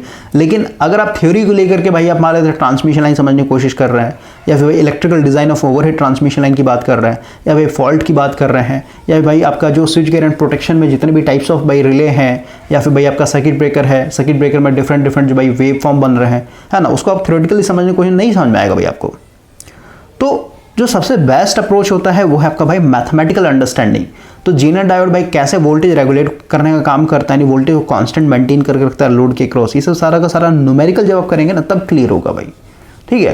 तो फिलहाल के लिए जो अभी सेमेस्टर में या फिर भाई कॉलेज में पढ़ते आ रहे हैं, फिर जो भाई टीचर पढ़ाते हैं कि भाई जीनर डायोड को रिवर्स भाई इसमें हम लोग काम करवाते हैं, और ये वोल्टेज रेगुलेशन का काम करता है, तो इसी तरीके से आपको लेके चलना पड़ेगा भाई, ओके। क्योंकि आपका माइंडसेट अगर सिर्फ और सिर्फ भाई एग्जाम ओरिएंटेड है, भाई मेरे को सिर्फ एग्जाम निकालना है, तो इसी तरीके से पढ़ना पड़ेगा। नहीं तो फिर भाई अगर आप जिद्दी है भाई मेरे को समझना है, चीज़ों को डेप्थ में जाना है, फिर आपको पूरा माइक्रोस्कोपी वर्ल्ड में न्यूमेरिकल के साथ पढ़ना पड़ेगा भाई, ठीक है। तब जाके आप इलेक्ट्रॉनिक्स में स्ट्रांग हो पाइएगा, क्योंकि स्टार्टिंग में बता दिए भाई इलेक्ट्रॉनिक्स जो है इलेक्ट्रिकल से ज़्यादा हार्ड है भाई। क्लियर हो गया, क्योंकि हर एक चीज़ में यहाँ पे आपका कैलकुलेशन है, हर एक चीज़ में। आगे बढ़ते हैं भाई, ठीक है। तो जीनर डायोड जो है आपका क्या है, हमेशा रिवर्स बाइस में काम करता है भाई, और इसका एप्लीकेशन क्या है, वोल्टेज को एक तरीके से कांस्टेंट मेंटेन करके रखना, वोल्टेज को रेगुलेट करने का काम करता है भाई, ठीक है। अगला देखिए क्या है, which special type of diode is capable of both amplification और ऑसिलेशन भाई। तो देखिए ये आपका टनल डायोड होता है भाई। अब टनल डायोड क्या है भाई, एक स्पेशल टाइप ऑफ डायोड है जिसका अगर आप यहाँ पे, और ये देखिए भाई जैसे ये डायोड है ना, तो इसको आप एक तरीके से प्रैक्टिकली ऑसिलोस्कोप पे देखेंगे ना, तब वहाँ पे समझ में आएगा भाई। जैसे एक एमीटर लगा हुआ है, एक वोल्ट मीटर लगा हुआ भाई, और एक आपका ऑसिलोस्कोप है जिससे आप एक तरीके से वेवफॉर्म को देख रहे हैं भाई, है ना। तो आप सीधे समझिए भाई जो टनल डायोड है ना, इसका भाई कुछ इस तरीके का कैरेक्टरिस्टिक होता है। यानी स्टार्टिंग में भाई ये मान लेते हैं आपका करंट है, और ये मान लेते भाई आपका वोल्टेज है। तो जैसे वोल्टेज बढ़ेगा वैसे करंट बढ़ेगा, लेकिन एक ऐसा टाइम आएगा भाई कि करंट को, यानी वोल्टेज अगर आप फर्दर बढ़ा रहे हैं तो भाई करंट मेरा गिरना स्टार्ट हो जाता है, समझ में आया। और फिर फर्दर अगर आप वोल्टेज को बढ़ाएंगे तो फिर जाकर के ये इस तरीके से बढ़ेगा भाई। यानी ये जो रीजन है ना यहाँ पे, ये वाला जो रीजन है भाई, इसको बोलते हैं नेगेटिव रेजिस्टेंस कैरेक्टरिस्टिक। यहाँ पे क्या हो रहा है कि भाई आप वोल्टेज को तो बढ़ा रहे हैं, लेकिन भाई आपका करंट गिर रहा है। देखिए ध्यान समझिए इसको, जैसे भाई यहाँ से लेके यहाँ तक, मतलब क्या, जैसे इतना वोल्टेज दिया तो भाई इसके हिसाब से करंट मेरा इतना बढ़ा, ठीक है। और आगे बढ़ते हैं भाई, इतना वोल्टेज दिया तो भाई करंट मेरा इतना बढ़ा एक तरीके से। तो देख रहे हैं भाई V जो है डायरेक्टली प्रोपोर्शन आई है, जैसे जैसे वोल्टेज बढ़ा वैसे करंट बढ़ रहा है भाई, यानी यहाँ पे पॉजिटिव रेजिस्टेंस है। लेकिन यहाँ से आगे देखिए भाई ये कुछ इस तरीके से भाई कर्व बनेगा आपका, यानी यहाँ पे कह रहे भाई आप फर्दर वोल्टेज बढ़ाते जा रहे हैं लेकिन भाई करंट मेरा गिर रहा है। वोल्टेज को आप बढ़ा रहे हैं लेकिन भाई करंट मेरा गिर रहा है, समझ गए। तो ऐसा कब होगा, आप देखिए अगर हम लोग R की बात करें, R इक्वल टू क्या है, V/I है भाई, सही बात है। तो आप वोल्टेज को बढ़ा रहे हैं, देखिए ना, मतलब ओम्स लॉ के साथ देखिए ना भाई, वोल्टेज को बढ़ाते थे करंट भी बढ़ता था ना, तो इसी को तो हम लोग बोलते थे पॉजिटिव रेजिस्टेंस। ओम्स लॉ का क्या है, इस तरीके बनता ना, स्लोप ही तो रेजिस्टेंस बनता था। जैसे जैसे वोल्टेज बढ़ा रहा है वैसे करंट आपका बढ़ रहा है भाई हर एक इंस्टेंट में। तो ये जो स्लोप बनता था वैसे भी ये स्लोप क्या है, एक तरीके इस डायरेक्शन बन रहा है भाई, पॉजिटिव स्लोप है, यानी रेजिस्टेंस होगा मेरा पॉजिटिव होगा। लेकिन यहाँ पे देखिए भाई ये नीचे तरफ आ रहा है, जस्ट उल्टा। इसका मतलब क्या हुआ कि भाई अगर आप ये स्लोप को निकालिएगा ना, सिग्नल सिस्टम अगर आपने पढ़ा हो भाई, तो इस तरीके से, यानी ऐसे जब जाता है स्लोप तो इसको नेगेटिव स्लोप बोलते हैं भाई, ठीक है। तो ये भी क्या है, वोल्टेज वर्सेस करंट के बीच का ही तो बन रहा है, लेकिन ये नेगेटिव स्लोप है भाई, यानी यहाँ पे जो रेजिस्टेंस है नेगेटिव है एक तरीके से, यानी वोल्टेज को बढ़ा रहा है तो भाई मेरा करंट गिर रहा है एक तरीके से, समझ में आया। और वोल्टेज को बढ़ा रहा है और करंट गिर रहा है, इसका मतलब क्या, रेजिस्टेंस कहीं ना कहीं बढ़ रहा होगा भाई, समझ रहे, करंट मेरा गिर रहा है ना भाई, इसे समझिए। नहीं तो स्लोप से समझिए भाई कि नेगेटिव स्लोप बन रहा है। नेगेटिव स्लोप मतलब क्या, रेजिस्टेंस यहाँ पे नेगेटिव होगा भाई। और फिर फर्दर अगर आप वोल्टेज को बढ़ा देंगे तब जाकर के भाई ये आगे इस तरीके से बनता है, नहीं जैसे नॉर्मल डायोड का ऑपरेशन इस तरीके का होता है ना, समझे।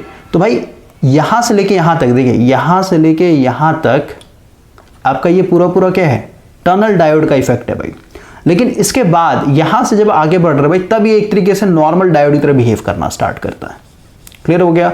तो ये जो नेगेटिव यहां से लेके यहां तक जो रीजन है ना भाई, जिसमें आपका ये नेगेटिव रेजिस्टेंस एक तरीके से बिहेव करता है, ये इंपॉर्टेंट होता है हम लोग के लिए, ठीक है। और यही है कि भाई जो टनल डायोड है इसको हम लोग कहाँ यूज करते हैं, एम्पलीफिकेशन के लिए यूज करते हैं, ऑसिलेशन के भाई। क्योंकि इसको जब ऑसिलोस्कोप पे देखेंगे ना, तो ऑसिलोस्कोप में भाई अगर आप वोल्टेज को, जैसे मैंने बोला ना, वोल्टेज कहाँ पे वेरी कर रहा है ना भाई, ये वोल्टेज कहाँ पे बढ़ा रहा है, बढ़ रहा इस तरीके से, ठीक है। तो वोल्टेज जैसे बढ़ा रहा है तो भाई करंट मेरा बढ़ेगा, यानी जो भी वेवफॉर्म होगा भाई वो बढ़ेगा। और फिर आपका अचानक से भाई ये देखिए नीचे आएगा और फिर बढ़ेगा, यानी यहां से लेके यहां तक के बीच में अगर आप वेरी करवाएंगे वोल्टेज अप एंड डाउन, तो भाई इस तरीके का क्या बनेगा, ऑसिलेशन बनता है भाई, ठीक है, ऑसिलेट करना स्टार्ट करेगा। तो ये ऑसिलेशन के लिए यूज करते हैं और एम्पलीफिकेशन के लिए यूज करते हैं भाई। तो सब याद करना पड़ेगा थोड़ा सा, नहीं तो भाई आपको पढ़ना पड़ेगा पूरा टॉपिक वाइज। आगे बढ़ते हैं। Which of the following occur in a PN junction diode when electric field is in depletion layer increases to the point where it can break covalent. देखिए भाई यहाँ पे हम लोग सबसे पहले समझते हैं कि भाई रिवर्स बाइसिंग में ब्रेकडाउन कैसे होता है, कोई भी डायोड खराब कैसे हो जाता है। तो भाई ये मेरा पी टाइप है, एन टाइप है, और यहाँ पे भाई हम लोग दिखा दे रहे हैं डिप्लीशन रीजन। उसको दूसरे कलर से दिखाते हैं कि भाई ये मेरा minus minus minus plus plus plus, ठीक है। तो अब देखिए जैसे हम लोगों ने इसको रिवर्स बाइस किया तो सीधी सी बात है कि इलेक्ट्रॉन इधर भागेंगे भाई, इलेक्ट्रॉन्स जो होंगे इधर भागना स्टार्ट करेंगे, यानी इधर और सारे के सारे एटम्स में इलेक्ट्रॉन का कमी आने लगा, यानी सारे प्लस हो जाएंगे। और इधर क्योंकि इधर नेगेटिव है ना, तो इधर होल्स सारे से इधर भागना स्टार्ट करें। ऐसे होल्स तो भाई इसी के अंदर रहता है, बस इलेक्ट्रॉन का भाई रिकॉम्बिनेशन होता है, समझिए, मतलब ओवरऑल समझिए भाई इधर माइनस माइनस माइनस होना स्टार्ट होगा, कोई दिक्कत। तो अब यहाँ पे देखिए भाई कि रिवर्स बाइस में यहाँ पे जो डिप्लेशन विड्थ है ये बढ़ते चला जा रहा है, ठीक है। मान लेते इतना चौड़ा हो गया, ठीक है, ये प्लस प्लस प्लस इधर भी आपका प्लस प्लस, इधर आपका माइनस माइनस, फिर आपका माइनस माइनस माइनस। ठीक है, अब अगर आप फर्दर वोल्टेज बढ़ाएंगे, अभी हम लोग क्या कर रहे हैं और वोल्टेज बढ़ा रहे हैं भाई। अगर आप फर्दर वोल्टेज बढ़ा रहे हैं तो यहां पे ध्यान समझिए, थोड़ा कलर हम लोग चेंज करते हैं। देखिए ये सारे के सारे एटम है भाई, ये जो मैं यहाँ पे हाईलाइट कर रहा हूँ ना नेगेटिव से, ये सारे सारे एटम है, लेकिन वो ऐसे एटम है जो एक तरीके से जिनके ऊपर चार्ज है भाई। ये सारे सारे प्लस का मतलब ये सारे सारे आयोन्स है भाई, मतलब ये एटम है वो वैसे एटम जिन्होंने भाई इलेक्ट्रॉन लूज कर दिया अपना। लेकिन भाई इस एक एटम को अगर मैं बाहर निकालूं, एटम है अपने आप में, ये समझ गए, ऐसे एटम जिन पे भाई प्लस चार्ज आ रखा, मतलब इलेक्ट्रॉन लूज कर रखा है। तो अब देखिए भाई कि अगर ये एटम है तो ये मान लेते हैं वैलेंस बैंड है, इसने एक इलेक्ट्रॉन खो दिया भाई, एक इलेक्ट्रॉन खो दिया, लेकिन इसके अंदर और भी तो इलेक्ट्रॉन होंगे भाई बैठे हुए। समझ में आ रहा है मैं क्या बोल रहा हूँ? सो भाई एक इलेक्ट्रॉन खो दिया ना, जैसे इसको मान लो सिलिकॉन नहीं था तो सिलिकॉन ने भाई एक इलेक्ट्रॉन खो दिया तो भाई नेट चार्ज +1 आ रहा था, लेकिन इसमें 3 इलेक्ट्रॉन अभी तो बचे हुए होंगे भाई। तो अगर आप यहाँ पे पोटेंशियल बढ़ाते जा रहे हैं, पोटेंशियल बढ़ाते जा रहे हैं मतलब क्या भाई, इधर मेरा प्लस प्लस प्लस यानी पॉजिटिव इलेक्ट्रिक फील्ड बढ़ते जा रहा है और इधर मेरा नेगेटिव इलेक्ट्रिक फील्ड बढ़ते जा रहा है। तो भाई यहाँ पे समझिए कि भाई ये जो इलेक्ट्रॉन है, इन इलेक्ट्रॉन के ऊपर एक फोर्स लग रहा है ना भाई। यहाँ पे जो इलेक्ट्रॉन इस आयोन्स के अंदर वो भाई इस डायरेक्शन में खिंचाव महसूस करेंगे। जैसे यहाँ मान लेते हैं ना पॉजिटिव है तो भाई इस इलेक्ट्रॉन को भाई ये खींच रहा है, ये पॉजिटिव प्लेट खींच रहा है भाई एक तरीके से। और अगर आप पोटेंशियल ज़्यादा बढ़ाएंगे भाई तो सीधी सी बात एक ऐसा टाइम आएगा भाई ये इलेक्ट्रॉन क्या हो जाएंगे, बाहर निकल जाएंगे, वैलेंस बैंड से बाहर निकल जाएंगे भाई। और इतना तेजी से सक कर रहा है ना, इसको खींच रहा है मतलब क्या, सक कर रहा है भाई एक तरीके से। तो इतना हाई काइनेटिक एनर्जी इसमें होता है, या फिर इतने हाई वेलोसिटी से इस तरफ भागेंगे, इस डायरेक्शन भागेंगे कि भाई इस जैसे भाई मान लेते हैं इस वाले एटम से एक इलेक्ट्रॉन बाहर निकला, इस वाले इलेक्ट्रॉन से बाहर निकला भाई, तो इसके बगल में ये भी तो एक एटम ही है, इधर भी तो एटम ही है, समझ रहे बात को, इधर भाई सब जगह एटम ही ना भाई। तो इनमें क्योंकि बहुत ज़्यादा हाई वेलोसिटी है भाई, तो जैसे ही यहाँ जाएगा तो आगे और भी एटम है, क्योंकि सॉलिड है, सॉलिड में क्या होता है बहुत टाइटली पैक्ड होते हैं एटम भाई। तो बगल वाले एटम के एक इलेक्ट्रॉन के साथ भाई मान लेते हिट कर गया तो इसको भी क्या करेगा, बाहर निकाल देगा। जैसे हम लोग आम तोड़ते हैं ना भाई, तो आम तोड़ने क्या करना पड़ता है, पेड़ पर पत्थर मारना पड़ता है, समझ रहे हैं। जैसे ही पत्थर भाई आम से टकराएगा वैसे क्या हो जाएगा, आम भी टूट जाएगा। तो वही चीज़ है भाई, एक इलेक्ट्रॉन यहाँ पे पत्थर तरह काम कर रहा है, इस इलेक्ट्रॉन को जैसे ही इलेक्ट्रिक फील्ड बाहर निकाल लेगा तो भाई ये बगल वाले एटम के इलेक्ट्रॉन के साथ टकराएगा, इसको भी बाहर निकाल लेगा। फिर ये भाई ये भी हाई वेलोसिटी से बाहर निकलेगा, तो ये भी भाई बगल वाले एटम के वैलेंस बैंड में जो इलेक्ट्रॉन है टकरा के बाहर निकल रहा है। नहीं, यहाँ पे भाई क्या हो रहा है, बहुत सारे इलेक्ट्रॉन एक तरह निकलना स्टार्ट हो रहा है, क्लियर हो रहा है। और यहाँ पे क्योंकि कॉलिजन हो रहा है ना, टकरा रहा है भाई आपस में एक दूसरे को निकालने के लिए, तो यहाँ पे हीट पैदा होता है भाई, हीट प्रोड्यूस्ड होता है। और इस हीट के कारण ये इतना ज़्यादा गर्म हो जाएगा कि भाई ये बर्न आउट हो जाता है, यानी खराब हो जाता है।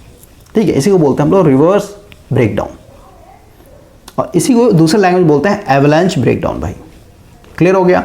तो ये तो भाई मैंने आपको बताया कि बाहर से जब आप एक्सटर्नल फील्ड अप्लाई कर रहे हैं इस तरीके से। अब यहाँ पे भी देखिए भाई, जंक्शन में भी देखिए क्या होता है, यहाँ पे भी समझ लीजिए इसको, जैसे आपने नेगेटिव पोटेंशियल अप्लाई किया यानी रिवर्स बाइस भाई, ये पी टाइप है, एन टाइप है, ठीक है। यहाँ पे नेगेटिव नेगेटिव इस तरीके से डिप्लीशन लेयर या फिर डिप्लीशन विड्थ बढ़ते जा रहा है। अब यहीं पे समझिए डिप्लीशन लेयर में क्या होता है कि भाई एक इलेक्ट्रिक फील्ड ऐसा बना हुआ ना, ये पॉजिटिव है, ये नेगेटिव है। तो अब देखिए जो इलेक्ट्रिक फील्ड होता है इसका डेफिनेशन आपने पढ़ा होगा, E इक्वल टू क्या होता है, V अपॉन डिस्टेंस, यानी वोल्टेज अपॉन डिस्टेंस भाई, समझ में आया? तो यहाँ पे देखिए भाई कि बहुत ही कम डिस्टेंस में, ऐसा डिस्टेंस तो भाई अच्छा खासा है, डिस्टेंस अच्छा खासा है, लेकिन भाई मतलब सीधा डिस्टेंस अच्छा खासा तो इलेक्ट्रिक फील्ड कम होगा भाई। लेकिन क्योंकि आप बाहर से वोल्टेज अप्लाई कर रहे हैं तो भाई ये डिप्लीशन लेयर क्या हो रहा है, और स्ट्रांग होते जा रहा है, मतलब और फैलते जा रहा है भाई, समझे? कहने का मतलब क्या है ना, अभी जितना ज़्यादा भाई चार्ज बनेंगे उतना ज़्यादा आपका स्ट्रॉन्ग इलेक्ट्रिक फील्ड बनेगा, यानी यहाँ पे इलेक्ट्रिक फील्ड उतना ही स्ट्रॉन्ग है। और क्योंकि भाई इलेक्ट्रिक फील्ड इस डायरेक्शन में, आप सिर्फ और सिर्फ इस वाले रीजन में देखिए, आप इस वाले रीजन में आप देखिए, इस वाले रीजन को मैं यहाँ पे उठा कर लिख रहा हूँ भाई, माइनस माइनस प्लस, या फिर एक ही लेयर दिखाता है ना, एक ही लेयर दिखाता है भाई, पहले तो माइनस माइनस माइनस, यानी सारे सारे आयोन एटम्स है भाई, सारे सारे एटम्स हैं ये, समझ में आया? और इन एटम्स के वैलेंस बैंड में इलेक्ट्रॉन भी हैं, अभी ये दिखा देते हैं इलेक्ट्रॉन है इनमें। और क्योंकि इलेक्ट्रिक फील्ड कैसा बना हुआ है, इस डायरेक्शन बना हुआ है, इस डायरेक्शन में इलेक्ट्रिक फील्ड बना हुआ है। तो इलेक्ट्रिक फील्ड इस डायरेक्शन में, इसका मतलब क्या हो भाई, जो इलेक्ट्रॉन पे जो फोर्स लगेगा वो अपोजिट इस डायरेक्शन लगता है, ठीक है, जिस डायरेक्शन में इलेक्ट्रिक फील्ड होता है उसका just opposite direction. Electric field का मतलब क्या है, इधर प्लस प्लस प्लस, इधर माइनस माइनस माइनस। तो अगर यहाँ पे इलेक्ट्रॉन रखें तो इलेक्ट्रॉन हमेशा क्या करेगा, इस पॉजिटिव तरफ ही अट्रैक्ट करेगा ना, समझ गए। तो इलेक्ट्रिक फील्ड जिस डायरेक्शन में होता है उसका जस्ट अपोजिट डायरेक्शन में फोर्स लगता है इलेक्ट्रॉन के ऊपर। तो समझिए भाई कि ये जो आयोन्स है, इन आयोन्स के वैलेंस बैंड में जो इलेक्ट्रॉन बैठे हैं भाई, इन पे क्या हो रहा है, इस खुद के इलेक्ट्रिक फील्ड के कारण क्या हो रहा है, इस डायरेक्शन में फोर्स लग रहा है, समझे। और जैसे जैसे आप वोल्टेज बढ़ा रहे हैं यहाँ पे, वैसे वैसे क्या हो रहा है, ये और ज़्यादा एक तरीके से इलेक्ट्रिक फील्ड स्ट्रांग होते जा रहा है। और एक ऐसा टाइम आएगा भाई कि इस इलेक्ट्रॉन को बाहर खींचने के लिए इसका खुद का इलेक्ट्रिक फील्ड यानी डिप्लीशन लेयर के कारण जो बना है भाई, वो सफिशिएंट होता है, इनफ है वो इसको बाहर निकालने के लिए, ठीक है। तो यहाँ से इलेक्ट्रॉन बाहर निकलना स्टार्ट होगा। ऐसा समझिए आप कि भाई यहाँ से मेरा एक इलेक्ट्रॉन बाहर निकला, ये जंप किया भाई, तो ये बहुत हाई वेलोसिटी से क्या होगा, बगल में भी तो एटम है ना भाई बहुत सारे, उसे टकरा करके उनके भी इलेक्ट्रॉन को बाहर निकाल देता है, ठीक है। और फिर वो फर्दर जब निकलेगा तो आगे वाले इलेक्ट्रॉन्स को बाहर निकालेगा। तो इस तरीके से भाई यहाँ पे बहुत सारा इलेक्ट्रॉन निकलना स्टार्ट होता है वैलेंस बैंड से, ठीक है। और क्योंकि कॉलिजन हो रहा है, हीट पैदा होगा, हीट पैदा होने के साथ साथ भाई क्योंकि इलेक्ट्रॉन का भी संख्या बहुत ज़्यादा है, तो भाई करंट भी अच्छा खासा बहना स्टार्ट होता है, ठीक है। तो इसको बोलते हैं भाई एवलांच ब्रेकडाउन। और एवलांच ब्रेकडाउन का मतलब क्या है, जैसे माउंटेन में भाई जैसे पूरा मान लीजिए बर्फ़ है, मतलब पहाड़ी एक तरीके से, और उस पहाड़ी के ऊपर भाई अच्छा खासा भाई बर्फ़ जमा हुआ है। तो यहाँ पे देखिए भाई जब इसका एक बेस टूटेगा ना भाई, मान लीजिए नीचे से ये जो है ना इतना हिस्सा जो है बर्फ़ का टूट गया, तो जैसे ही बर्फ़ का टूटेगा भाई तो ऊपर के फर्दर को भी तो तोड़ना स्टार्ट कर देता ना, ऊपर में जो बर्फ़ जमा हुआ है वो भी एक तरीके धीरे धीरे गिरना स्टार्ट करता है। तो ओवरऑल देखेंगे तो भाई अच्छा खासा मतलब बहुत बड़े एरिया से बर्फ़ क्या होता है, नीचे गिर जाता है भाई, इसी को बोलते हैं एवलांच ब्रेकडाउन। तो यहाँ पे वही हो रहा है ना सेमीकंडक्टर के अंदर, ये भी यहाँ पे तो वही चीज़ हो रहा है भाई कि एक इलेक्ट्रॉन जब बाहर निकला तो भाई इसने क्या किया, दूसरे वाले इलेक्ट्रॉन को बाहर निकाला, फिर दूसरा वाला तीसरे को निकालेगा, तीसरा वाला भाई इस तरीके, तो इस तरीके एवलांच ब्रेकडाउन होता है। और हमेशा ये रिवर्स बाइस में होता है भाई, याद रखना आपको, ठीक है। आगे बढ़ते हम लोग।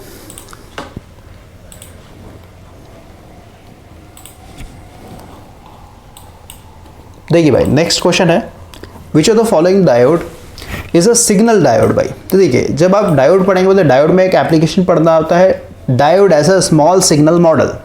और स्मॉल सिग्नल मॉडल में तो क्या है, उसमें हम लोग डीसी प्लस एसी, एसी हम लोग सिग्नल के रूप में अप्लाई करते हैं भाई, ठीक है। तो वहाँ पे आपका ये जो small signal model of diode है, वहाँ पे डायोड एज अ रेजिस्टेंस की तरह बिहेव करता है भाई, क्लियर हो गया, एक डायनेमिक रेजिस्टेंस की तरह बिहेव करता है। सबसे पहले समझिए, देखिए यहाँ पे थोड़ा समझाता हूँ भाई। जैसे आपने इलेक्ट्रिकल इंजीनियरिंग में आपने जैसे भाई मशीन पढ़ा या फिर भाई पावर सिस्टम पढ़ा, तो मशीन जैसे भाई मान लो आपने ट्रांसफार्मर पढ़ा होगा, आपने भाई इंडक्शन मोटर पढ़ा होगा, फिर आपने इंडक्शन जनरेटर पढ़ा होगा, या फिर कहिए ये तो दोनों एक ही इंडक्शन मशीन कर लेते हैं, इंडक्शन मशीन पढ़ा आपने भाई, फिर आपने डीसी मशीन पढ़ा एक तरीके से, फिर आपने सिंक्रोनस मशीन पढ़ा आपने एक तरीके से। तो कोई भी मशीन आप उठाइए भाई, स्टैटिक या फिर रोटेटिंग, इनको स्टडी करने के लिए हम लोग को सबसे पहले इसका इक्विवेलेंट सर्किट डायग्राम बनाना पड़ता है, समझ में आया। बिना इक्विवेलेंट सर्किट डायग्राम से भाई आप कभी भी इसको स्टडी कर ही नहीं सकते हैं। पावर सिस्टम भी पढ़ते हैं जैसे हमारा ट्रांसमिशन लाइन करते हैं भाई, इसमें पढ़ते हैं ना पाई मॉडल हो गया, टी मॉडल हो गया, समझ में आ रहा है। तो भाई उनको हम लोग क्या कर रहे हैं, इक्विवेलेंट सर्किट डायग्राम में कन्वर्ट कर रहे हैं। तो उसी तरीके से भाई जब आप इलेक्ट्रॉनिक्स पढ़िएगा ना, तो इलेक्ट्रॉनिक्स भाई जैसे आपका सेमीकंडक्टर होगा, तो सेमीकंडक्टर भाई हम लोग क्या कर रहे हैं, एक तरीके से एक इक्विवेलेंट सर्किट डायग्राम में कन्वर्ट करते हैं भाई। जब आप ट्रांजिस्टर पढ़िए तो ट्रांजिस्टर को भाई इक्विवेलेंट सर्किट डायग्राम में कन्वर्ट करना पड़ेगा, पाई मॉडल होता है, टी मॉडल होता है ट्रांजिस्टर का।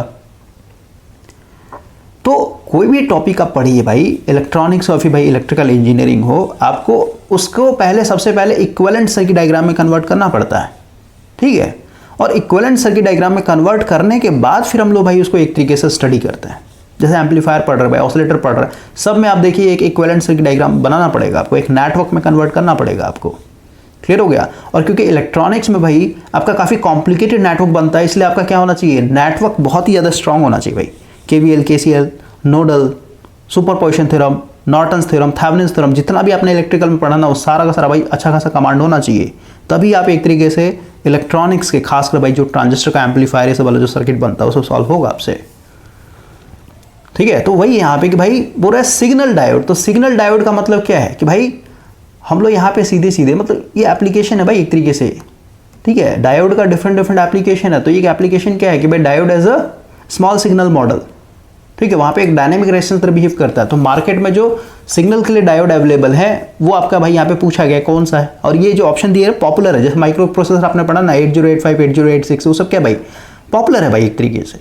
तो यहाँ पे जैसे भाई ये जो दिया है ये क्या है, ये रेक्टिफिकेशन के लिए भाई सबसे ज़्यादा पॉपुलर डायोड है, इसे आपको याद करना पड़ेगा, ठीक है। तो यहाँ पे स्मॉल सिग्नल के बोला है तो इसका ए फॉर एप्पल होना चाहिए, ठीक है, 0A79 इस डायोड को हम लोग यूज़ करते हैं भाई, ठीक है। और ये वाला जो है आपका रेक्टिफिकेशन के लिए यूज़ किया था। देखिए अगला है ना 10 नंबर में, PIV का मतलब था पीक इनवर्स वोल्टेज। जैसे आपको पता है भाई कि कोई भी डायोड जो है, डायोड क्या है कि यूनिलेटरल डिवाइस है ना भाई, सिर्फ और सिर्फ एक ही डायरेक्शन में, जब भी फॉरवर्ड बाइस होगा तभी एक तरीके से कंडक्ट करेगा। फॉरवर्ड बाइस मतलब क्या कि भाई ये एनोड है तो एनोड को पॉजिटिव से, कैथोड को नेगेटिव से, तभी भाई इसमें करंट एक तरीके से फ्लो होता है। अगर आप इस डायरेक्शन फ्लो करवाने की कोशिश करेंगे नहीं फ्लो होगा भाई। तो हाफ पॉजिटिव साइकिल के लिए क्या होगा भाई, मान लेते फॉरवर्ड बाइस है तो कंडक्ट करेगा, और हाफ नेगेटिव में क्या हो जाएगा, ये रिवर्स बाइस होगा तो कंडक्ट नहीं करेगा भाई। और कंडक्ट नहीं करेगा तो सीधी सी बात है ये नेगेटिव साइकिल जो दे रहे हैं इसके लिए क्या हो जाएगा, रिवर्स बाइसिंग का काम कर रहा है ना। और अभी जस्ट देखा भाई रिवर्स बाइसिंग में अगर आपने जरूरत से ज़्यादा वोल्टेज दे दिया तो भाई ब्रेक डाउन हो जाता है, जिसको हम लोगों ने एवलांच ब्रेक डाउन बोला। तो जब भी हम लोग रेक्टिफिकेशन के लिए डायोड यूज करेंगे तो भाई उन डायोड का जो पीक इनवर्स है, नहीं जो नेगेटिव साइकिल का जो मैक्सिमम वोल्टेज होगा ना भाई, इसी को तो पीक बोल रहे हैं हम लोग, ये कितना नेगेटिव झेल सकता है भाई, मैक्सिमम नेगेटिव कितना ये पीक झेल सकता है, उसको बोलते हैं पीक इनवर्स वोल्टेज। तो भाई इस डायोड का बहुत अच्छा खासा पीक इनवर्स वोल्टेज होता है, ठीक है। कितना होता है भाई, तो 1000 वोल्ट, यानी 1000 वोल्ट तक एक तरीके से ये खराब नहीं होगा। यानी रिवर्स बाइस में इस डायोड को अगर आप 1000 वोल्ट तक भी दे देंगे तो भाई ये कभी भी ब्रेक डाउन नहीं होने देता है। क्लियर हो गया, तो याद रखना आपको। अगला है a dash is a circuit which convert N AC voltage into pulsating DC using both half cycle of the applied AC voltage. भाई तो देखिए ये तो भाई आपका फुल वेव हो जाएगा, है ना भाई। क्या बोल रहा है कि भाई AC वोल्टेज को किस में कन्वर्ट कर देना है, पल्सेटिंग DC में, और दोनों साइकिल के लिए हाफ साइकिल, है ना, यूजिंग बोथ हाफ साइकिल। यानी क्या हो गया, फुल वेव रेक्टिफायर हो गया भाई। फुल वेव रेक्टिफायर का जो आउटपुट होता है, इनपुट हो गया, तो आउटपुट क्या हो जाएगा आपका, ये हाफ पॉजिटिव में भी कंडक्ट करेगा और हाफ नेगेटिव में भी कंडक्ट, इसी को तो पल्सेटिंग DC बोलते हैं हम लोग, समझ में आया। तो ये फुल वेव रेक्टिफायर की बात हो रही है भाई। आगे बढ़ते हैं हम लोग। देखिए नेक्स्ट क्वेश्चन है द बेस रीजन। अब यहाँ ट्रांजिस्टर स्टार्ट हो गया भाई। तो ट्रांजिस्टर का सबसे पहले तो वर्किंग प्रिंसिपल आपको क्लियर होना चाहिए, तभी इसका जवाब दे पाइएगा आप। तो ट्रांजिस्टर क्या है भाई, आपका एमीटर, बेस, कलेक्टर, ठीक है भाई। तीन यहाँ पे एक तरीके से लेयर है, एमीटर, बेस एंड कलेक्टर। तो एमीटर जो होता है, एमीटर का भाई सबसे मतलब विड्थ जो होता है ज़्यादा नहीं होता, सबसे पतला विड्थ जो होगा बेस का होगा, ठीक ना, बेस का सबसे पतला होता है, उसके बाद फिर एमीटर का, और सबसे बड़ा कलेक्टर का होता है भाई। इसको आप अगर ऐसे देखें तो इस तरीके से, इस तरीके देखिए भाई, ठीक है, ऐसे, ठीक है। तो ये जो होगा एमीटर होगा, ये वाला जो होता है भाई बेस होता है, और ये बाहर वाला जो है इसको कलेक्टर बोलते हैं। तो एमीटर जो होता है हाईली डोप्ड होता है भाई, हाईली डोपिंग करेंगे। और मान लेते हैं भाई कौन सा पूछ रहा है, PNP बोल रहा है ना, तो पहले NPN के लिए समझिए, NPN, क्योंकि प्रैक्टिकल लाइफ में यही यूज़ करते हैं। तो भाई एमीटर ये हो गया, ये बेस हो गया, और ये मेरा कलेक्टर हो गया। तो यहाँ पे भाई क्योंकि NPN है तो भाई इसमें डोपिंग हाई रखेंगे, इसका मतलब इसमें इलेक्ट्रॉन का संख्या बहुत ज़्यादा होगा, हाईली डोप्ड, ठीक है भाई। और जो सबसे कम डोपिंग होता है बेस में करता है भाई, सबसे कम। और क्योंकि P टाइप है तो उसमें डोपिंग क्या होगा, बहुत कम होगा, यानी इसमें होल्स होंगे। और ये कलेक्टर N है तो भाई इसको छोड़ ही देते हैं, कलेक्टर से कोई मतलब ही नहीं होता, क्योंकि सारा इधर से तो कंडक्ट होता है। तो भी देखिए इसको मैं बैठाता हूँ, हम लोग क्वेश्चन पे आता है, ठीक है। तो NPN का समझा दिया, क्वेश्चन में आपका क्या है, PNP है भाई, PNP। तो भाई इसमें होगा होल्स, ठीक है। ये मान लेते बेस, तो इसमें इलेक्ट्रॉन्स होंगे, और ये भाई आपका कलेक्टर बन जाएगा। यानी NPN दिखाई, एमीटर, बेस, कलेक्टर।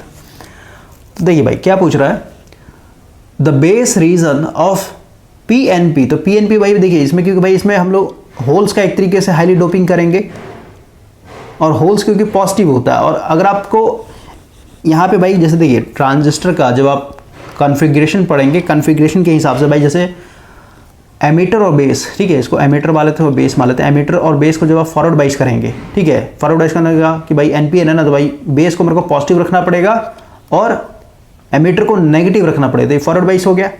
और आपका जो कलेक्टर और बेस है भाई, इसको रिवर्स बाइस कीजिए। रिवर्स बाइस कैसे करेंगे भाई, ये N है तो N को नेगेटिव से, यानी N को पॉजिटिव से, ठीक है भाई, इसको पॉजिटिव से और P को नेगेटिव से, तो ये क्या हो गया, रिवर्स बाइस, ठीक है। इसको हम लोग कर रहे हैं रिवर्स बाइस, और इधर वाला जो होता है फॉरवर्ड बाइस होता है। तो इस तरीके से आप कनेक्शन करेंगे तो भाई इसको हम लोग बोलते हैं एक्टिव रीजन।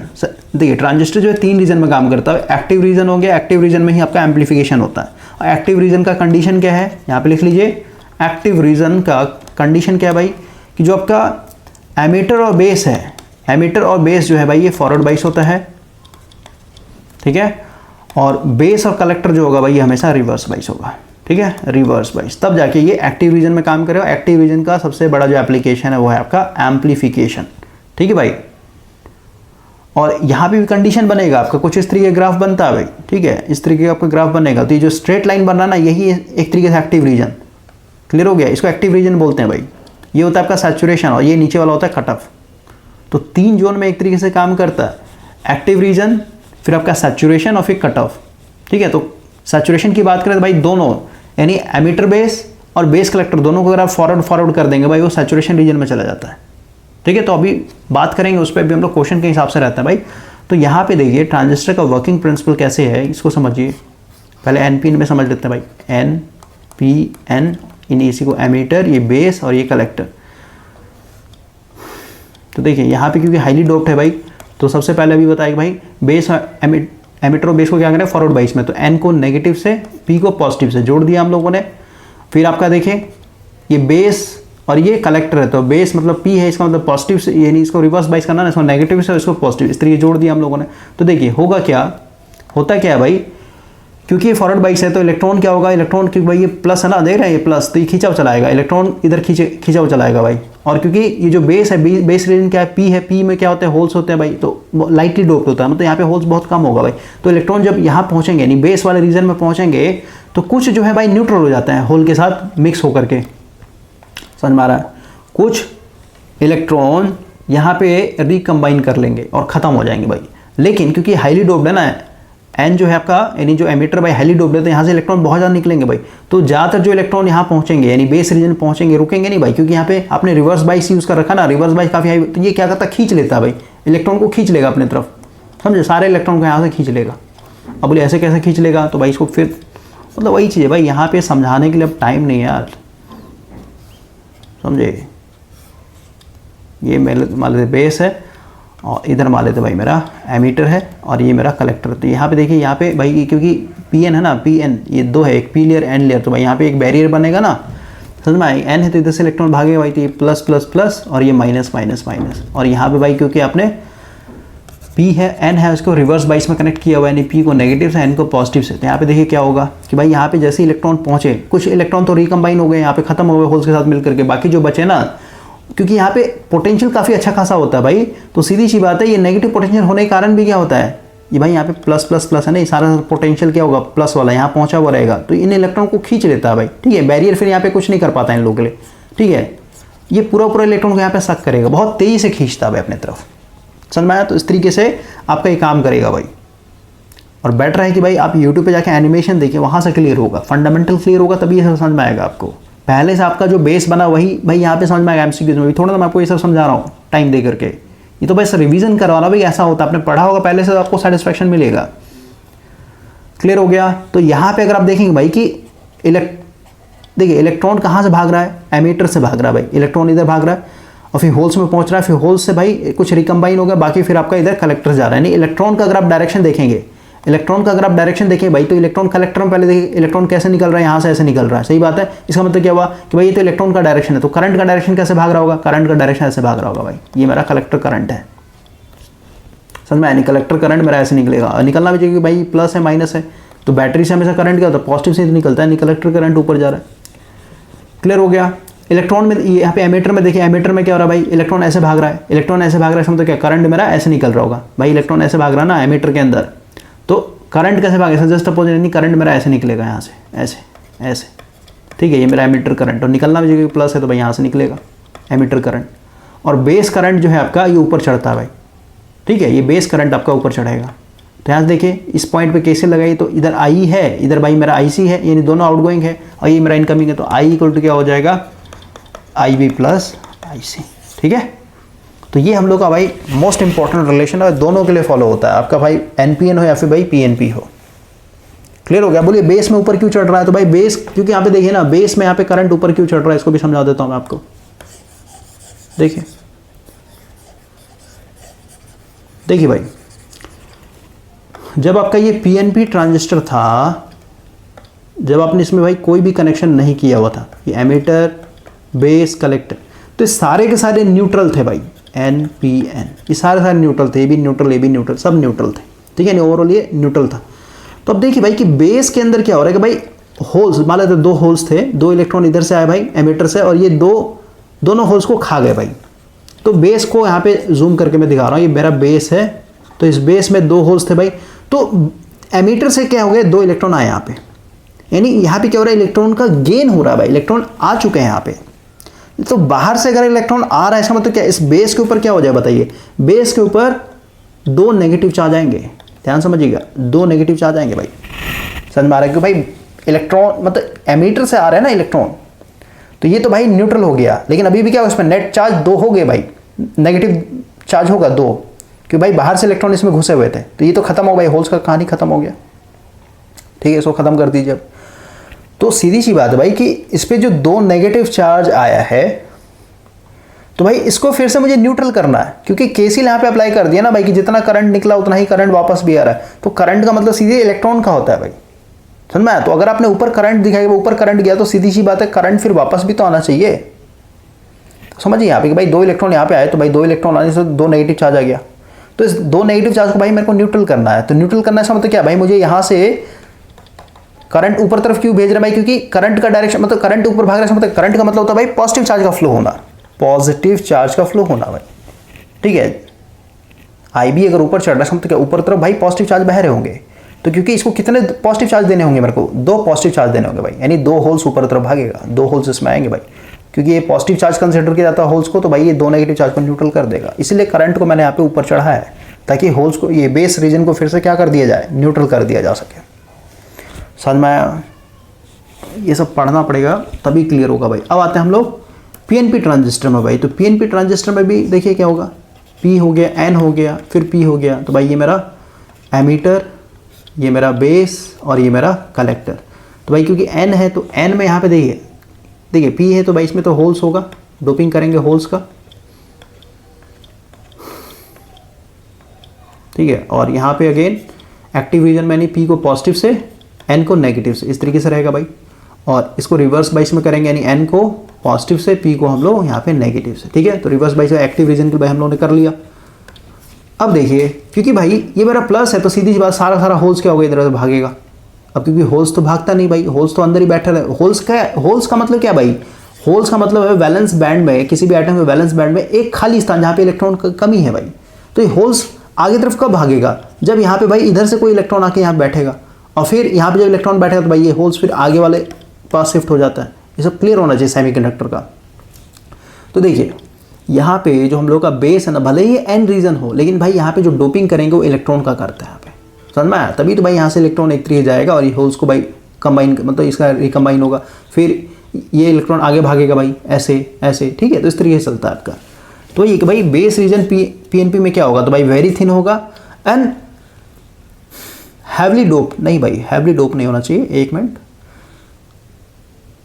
भाई, इसका आंसर देखते हैं। हैवली डोप इलेक्ट्रॉन, क्योंकि इलेक्ट्रॉन चाहिए ना भाई इस डायरेक्शन में कंडक्शन करवाने के लिए। 12 का देखते हैं, बिल्कुल सही बात, ठीक है। इसका डोप, यहाँ पे डोपिंग ज़्यादा करेंगे इलेक्ट्रॉन का, क्योंकि भाई हम लोग को यहाँ पे चाहिए, इसी कारण भाई क्या होगा, इस डायरेक्शन में कंडक्शन होगा, ठीक है ना। तो वेरी थिन तो होगा ही होगा। और यहाँ पे भाई क्योंकि N रीजन है, एक मिनट भाई सही तो जा रहे हैं हम लोग, तो भाई N रीजन है तो N रीजन भाई इलेक्ट्रॉन का डोपिंग करते हैं हम लोग, ठीक है। इलेक्ट्रॉन का डोपिंग करें, हैवीली डोप होना चाहिए, ताकि भाई ज़्यादा से ज़्यादा क्या हो, एक तरीके से इलेक्ट्रॉन यहाँ पे ट्रांसफर हो सके।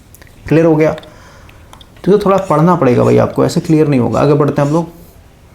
देखिए नेक्स्ट है in NPN transistor P region is called. तो P रीजन को क्या बोले भाई, तो बीचों बीच, यानी इसको बेस बोलेंगे, यानी B4 बॉल हो जाएगा। अगला देखिए the point eight which load line, देखिए भाई ये इंपॉर्टेंट है।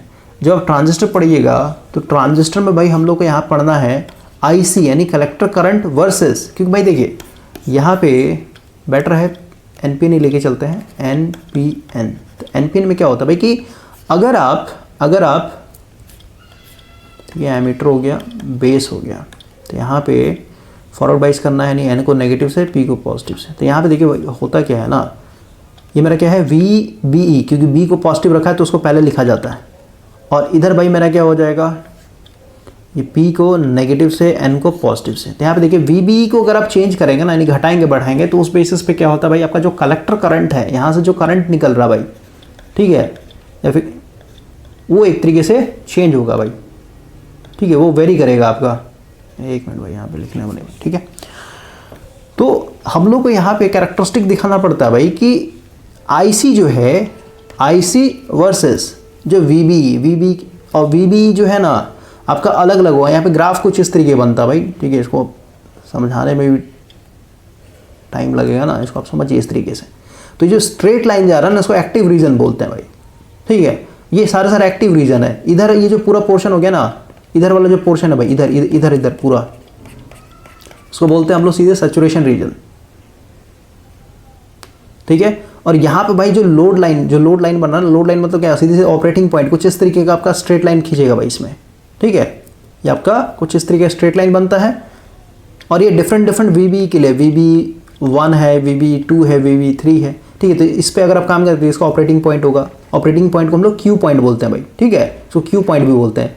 इस वोल्टेज पे काम किया तो भाई ये बनेगा, इस वोल्टेज पे ये। और अभी जस्ट बताया कि VB को चेंज करेंगे, उस बेसिस भाई आपका IC जो है नहीं, कलेक्टर करंट जो है चेंज होता है। तो देखिए अलग अलग VB1 पे, यानी इतना जब VB1 था भाई, तो यहाँ पे मेरा कलेक्टर करंट ये था, इतने पे भाई मेरा कलेक्टर करंट ये, समझ में आया। तो ये जो आपका स्ट्रेट लाइन खींचा गया ना, इसे वो बोलते हैं लोड लाइन, समझ में आया।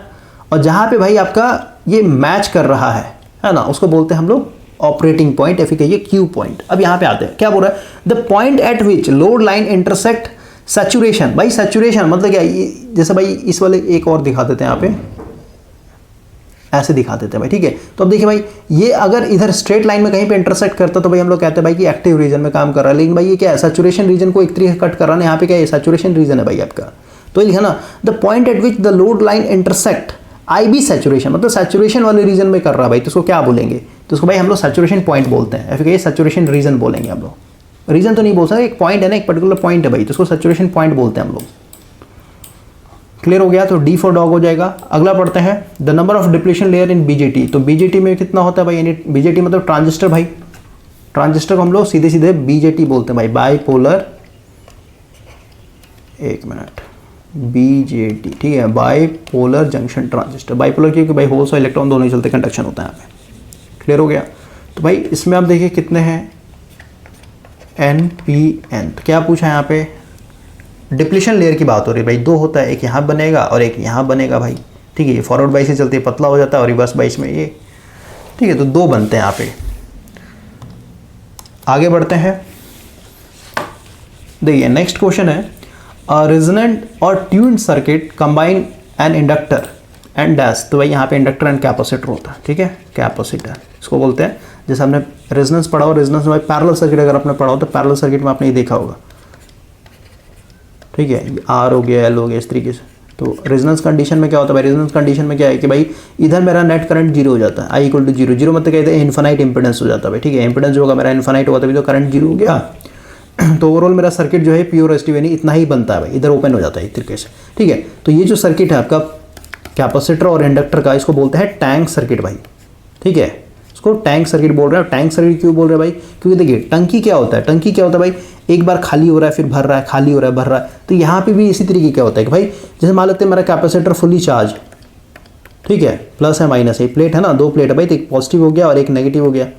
और क्योंकि कंप्लीट सर्किट है भाई, तो इस केस में क्या होगा, क्योंकि अभी ये कैपेसिटर चार्ज है, फर्स्ट केस में मान के चलिए, तो भाई ये सीधी सी बात है, अब धीरे धीरे डिस्चार्ज होगा भाई, सर्किट कंप्लीट हो रहा है चार्ज को बहने के लिए। तो क्योंकि ये पॉजिटिव है, देखिए ध्यान से, ये पॉजिटिव चार्ज हम तो इसने इलेक्ट्रॉन को लूज किया होगा, और सारा इलेक्ट्रॉन कहाँ रखा होगा, इस वाले नेगेटिव प्लेट पे आ रहा होगा। तो यहाँ से इलेक्ट्रॉन क्या होगा, इस डायरेक्शन बहना स्टार्ट होगा, क्योंकि बीच में तो डाइलेक्ट्रिक होता है, तो उधर जाएगा नहीं, तो इस तरीके से बहेगा और ऐसे बहेगा इस डायरेक्शन में। तो देखिए भाई कि इंडक्टर से होकर के इलेक्ट्रॉन फ्लो हो रहा है ना, इसका मतलब क्या हो भाई कि करंट मेरा, ये तो इलेक्ट्रॉन का डायरेक्शन बताइए, इसका मतलब करंट मेरा अपोजिट डायरेक्शन में ऐसे बहेगा। ये मेरा करंट का डायरेक्शन है और ये मेरा इलेक्ट्रॉन का डायरेक्शन है भाई, ये वाला इलेक्ट्रॉन का डायरेक्शन है इस डायरेक्शन में। तो यहाँ पे क्या होता है भाई, एक बार जैसे कैपेसिटर चार्ज है, फिर ये डिस्चार्ज होगा, तो जब ये डिस्चार्ज होगा तो उस केस में क्या होगा, इंडक्टर चार्ज होगा, और फिर इंडक्टर चार्ज होगा तो भाई फिर एक तरीके कैपेसिटर, मतलब ये डिस्चार्ज होगा फिर चार्ज, मतलब एक दूसरे को भाई क्या कर रहा है, एक का इनपुट दूसरे का आउटपुट, एक का इनपुट दूसरा, इस तरीके से बनता है, ठीक है। तो इसी को हम लोग बोल रहे हैं टैंक सर्किट भाई। और इस केस में क्या होगा, आपका यहाँ पे ऑसिलेशन देखने को मिलेगा, ठीक है। और ये मान लेते बिल्कुल आइडियल कंडीशन है, इस कैपेसिटर के अंदर कोई भी रेजिस्टेंस नहीं है, इंडक्टर चलते भी कोई रेजिस्टेंस नहीं भाई, तो कुछ इस तरीके का आपका ऑसिलेशन देखने को मिलेगा, ठीक ना भाई। और तो यहाँ पे वेवफॉर्म बनेगा भाई, और इनके बीच में 90 डिग्री का फेज शिफ्ट चलता है ना, तो वेवफॉर्म दिखाने के लिए, और अगर आपने भाई रेजोनेंस में पैरेलल वाला कंडीशन पड़ा होगा ना, ये पैरेलल रेजोनेंस, वहाँ पे बताया था भाई मैंने आपको कि भाई मतलब इसको देखना पड़ेगा भाई 90 डिग्री के फेज शिफ्ट के हिसाब से। भाई जैसे मान लेते जब ये चार्ज हो रहा है ना, मतलब जब ये डिस्चार्ज होगा भाई, मतलब सीधे समझने यहाँ पे ऑसिलेशन होगा। मान लेते आइडियल केस है तो ऑसिलेशन कभी खत्म होगा ही नहीं भाई, ठीक है, कभी खत्म नहीं होगा। लेकिन भाई प्रैक्टिकल केस की बात करें तो ये क्या होता है, ऑसिलेशन धीरे धीरे फिर ये डैम्प आउट होने लगे, मतलब धीरे धीरे कमजोर होना स्टार्ट होता है। क्लियर हो गया? तो वही आप बोल रहा है भाई कि ट्यून्ड सर्किट क्या है, तो कुछ नहीं भाई, इसको हम लोग टैंक सर्किट बोलते हैं, उसमें आपका L और C होता है, ठीक है। और यहाँ पे भाई जो ऑसिलेशन देख रहा है ना आपको, इस तरीके का जो ऑसिलेशन देखने को मिल रहा है भाई, इसका फ्रीक्वेंसी होता है, नेचुरल फ्रीक्वेंसी बोलते हैं 2π√LC, ठीक है। ये होता है F, या फिर इसको ओमेगा में दिखाएंगे, ये हर्ट्स में भाई, यहाँ पे आपका रेडियन में, ठीक है ना भाई। ओमेगा इक्वल टू कहता है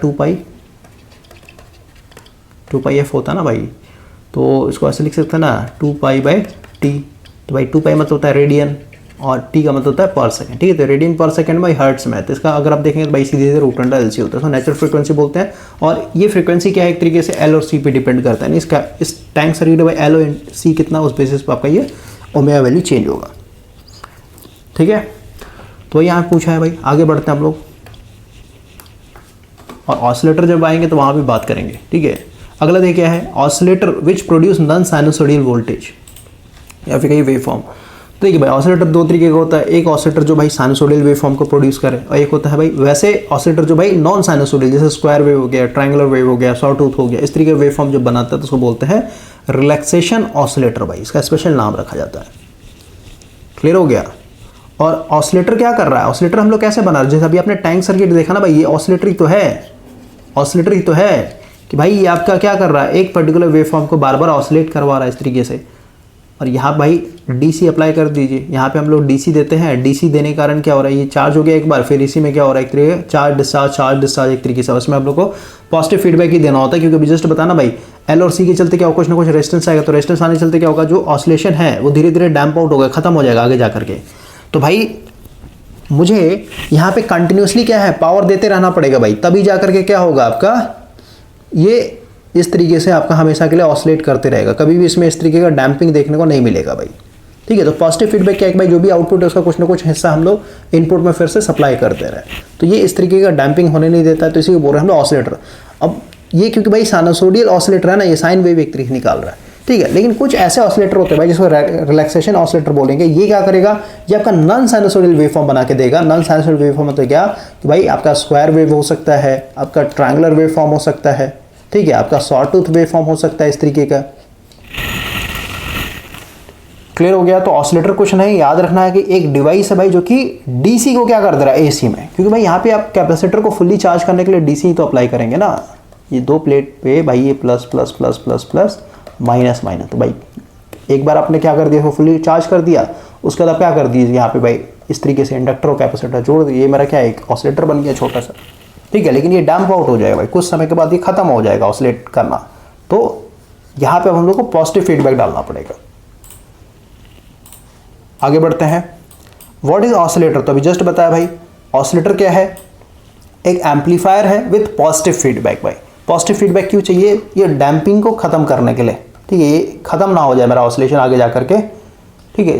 इसको कंटिन्यूसली बनाए रखने के लिए भाई मेरे को यहाँ पे पॉजिटिव फीडबैक देना पड़ता है, ठीक है। पॉजिटिव फीडबैक मतलब क्या, जो आपके इनपुट के साथ ऐड होकर के भाई आपके आउटपुट को इनहेंस करे, उसको बोलते हैं पॉजिटिव फीडबैक। सब पूरा मिक्स है भाई, कंट्रोल सिस्टम का जो कॉन्सेप्ट है यहाँ पे यूज होगा आपका। अगला देखिए क्या है, oscillator has best frequency stability and accuracy. अब देखिए भाई जो ऑसिलेटर पढ़िएगा तो उसमें टाइप्स ऑफ ऑसिलेटर आपको पढ़ना पड़ेगा, जैसे हार्टले हो गया, क्रिस्टल हो गया, कॉलपिट हो गया, बहुत तरीके के भाई यहाँ पे डिफरेंट आपके ऑसिलेटर देखने को मिलेंगे। तो ये सब भाई क्या है कि अभी समझने के लिए आपके पास टाइम है, तो भाई आपको पढ़ना पड़ेगा। एक मिनट भाई, माइक आपका जो है ना नीचे गिर गया, देखिए, ठीक है। तो यहाँ पे क्रिस्टल कंट्रोल ऑसिलेटर जो होता है ना भाई, इसका स्टेबिलिटी, देखिए फ्रीक्वेंसी स्टेबिलिटी का मतलब क्या है ना भाई कि आपका जो फ्रीक्वेंसी है इसमें कोई भी डिस्टॉर्शन देखने को नहीं मिलेगा। फ्रीक्वेंसी का मतलब क्या है, number of cycle complete in 1 second भाई, ठीक है। तो हर एक इंस्टेंट मतलब हर एक सेकंड में जो नंबर ऑफ साइकिल बनेगा वो बिल्कुल कांस्टेंट बनेगा, कहीं रेगुलर बनेगा भाई। और अगर इनस्टेबिलिटी का मतलब क्या है भाई, कुछ समय के बाद मान लेते हैं आपका यहाँ पे भाई वेवफॉर्म जो है स्लो हो गया बनना, या फिर भाई मान लेते वेवलेंथ बढ़ गया, वेवलेंथ बढ़ तो क्या फ्रीक्वेंसी आपका टाइम पीरियड चेंज होगा, टाइम पीरियड चेंज होता है फ्रीक्वेंसी चेंज हो गया भाई, तो उसको बोलते हैं अनस्टेबल फ्रीक्वेंसी। स्टेबल का मतलब क्या भाई, हर एक इंस्टेंट में आपका सेम नंबर ऑफ, हर एक सेकंड में आपका नंबर ऑफ साइकिल जो बन रहा है वो कांस्टेंट बन रहा है भाई, ठीक है, फिर सेम बन रहा है, ठीक है। तो इसे थोड़ा सा भाई आपका थ्योरेटिकल क्वेश्चन है, इसको याद कर लीजिए, ज़्यादा बेटर होगा, नहीं तो फिर आपको डेप्थ में पढ़ना पड़ेगा। ओके, स्टार्टिंग में बताया था भाई कि पूरे न्यूमेरिकल अंडरस्टैंडिंग का यहाँ पे क्या कर रखा है, निचोड़ निकाल के थ्योरेटिकल क्वेश्चंस बनाए गए हैं। अगला क्वेश्चन देखिए, the voltage across the Zener diode is invariable with, तो भाई ये होगा रिवर्स बाइस। इनवेरिएबल का मतलब क्या भाई कि जीनर डायोड कहीं पे भी आप लगा दीजिएगा ना, जीनर डायोड कहीं पे भी आप लगा दीजिएगा तो इसके अक्रॉस जो वोल्टेज होता है ये हमेशा कांस्टेंट, जिसको हम लोग जीनर वोल्टेज बोलते हैं भाई, ठीक है। इसके पैरेलल में आप लोड लगा दीजिएगा तो हमेशा क्या रहेगा, इस लोड के पास कांस्टेंट वोल्टेज रहेगा, इसको बोलते हैं वोल्टेज रेगुलेटर, ठीक है। तो हमेशा रिवर्स बाइसिंग में होता है। आगे बढ़ते हैं, और ऐसा क्यों हो पाता है, क्योंकि भाई यहाँ पे हाईली डोपिंग करते हैं हम लोग, ठीक है। क्योंकि आप क्वेश्चन कीजिएगा ना भाई, जो नॉर्मल पीएन जंक्शन डायोड है तो खराब हो जाता है रिवर्स बाइस में, ये क्यों नहीं खराब होता, तो भाई खराब इसलिए नहीं होता क्योंकि इसमें हाईली डोपिंग करते हैं, आपको फिर कॉन्सेप्ट सीखना पड़ेगा आपको। अगला क्वेश्चन देखिए क्या बोल रहा है, which type of impurity is added to pure semiconductor to get an N type semiconductor. तो भाई एन टाइप मतलब क्या भाई, इसमें होल्स जो होंगे मतलब इलेक्ट्रॉन्स मेजोरिटी होंगे भाई, और इलेक्ट्रॉन्स मेजोरिटी मतलब एक एक्स्ट्रा इलेक्ट्रॉन बचा हुआ रह जाता है भाई, है ना। 4 इलेक्ट्रॉन तो भाई कोवेलेंट बॉन्ड बना लेंगे सिलिकॉन एटम के, खाली 1 इलेक्ट्रॉन बच जाता है, मतलब क्या इसमें लोग पेंटावेलेंट इम्प्योरिटीज ऐड करेंगे, ठीक है भाई। यानी ऐसा एटम जिनमें 5 यानी वैलेंस बैंड में 5 इलेक्ट्रॉन हो, तो 4 तो भाई कोवेलेंट बॉन्ड में बॉन्डिंग कर लेंगे सिलिकॉन के साथ, बाकी जो होंगे वो फ्री हो जाते हैं। आगे देखिए बोल रहे the number of valence electron of phosphorus and silicon. तो भाई देखिए फॉस्फोरस का एटॉमिक नंबर कितना होता है 15, सिलिकॉन कितना होता है 14, तो भाई इसका केएलएम कीजिए तो इसका 4 हो जाएगा, वैलेंस बैंड में इसका 5 हो जाता है, ठीक है। तो पहले आपका पी का पूछा है, तो भाई 5 और 4 कौन सा है, 5 और 4 यानी ए फॉर एप्पल हो जाएगा, ठीक है। आगे बढ़ते हैं हम लोग, क्वेश्चन है how many electrons are there in combination cell of a pure semiconductor material. तो भाई प्योर सेमीकंडक्टर मतलब क्या, सिलिकॉन जर्मनी ऐसा, तो भाई हम लोग का 4 होता है, 4 वैलेंस बैंड में 4 इलेक्ट्रॉन होते हैं, ठीक है भाई। आगे बढ़ते हैं, क्वेश्चन है conduction electron have more mobility than holes because. देखिए भाई समझिए, इसको थोड़ा डिफरेंट तरीके से मैं आपको समझाता हूँ। सबसे पहले भाई आप होल्स का कॉन्सेप्ट समझिए। होल्स क्या है, जैसे भाई ये मान लेते हैं मेरे पास ये न्यूक्लियस हो गया, इसका फर्स्ट ऑर्बिट हो गया, ये सेकंड ऑर्बिट हो गया, मान लेते हैं थर्ड ऑर्बिट हो गया, ठीक है ना। थर्ड ऑर्बिट को भाई मान लेते हैं, जैसे फॉस्फोरस की बात कर लेते हैं, फॉस्फोरस होल्स बनाने के भाई हम लोग को ट्राइवेलेंट इम्प्योरिटी चाहिए नहीं है, वैसे एटम जिनमें भाई वैलेंस बैंड में 3 इलेक्ट्रॉन, जैसे एल्युमिनियम ले लेते हैं, तो एल्युमिनियम का भाई कितना होता है 13 होता है, तो KLM यानी 2 8 और ये 3 भाई, ठीक है 2 8 3, ठीक है। तो समझिए भाई मान लेते हैं एल्युमिनियम का ये एटम है, तो यहाँ पे भाई 2 इलेक्ट्रॉन हो गए, यहाँ पे भाई आपके 8 हो जाएंगे और बाहर में 3 हो जाएंगे, सही बात है।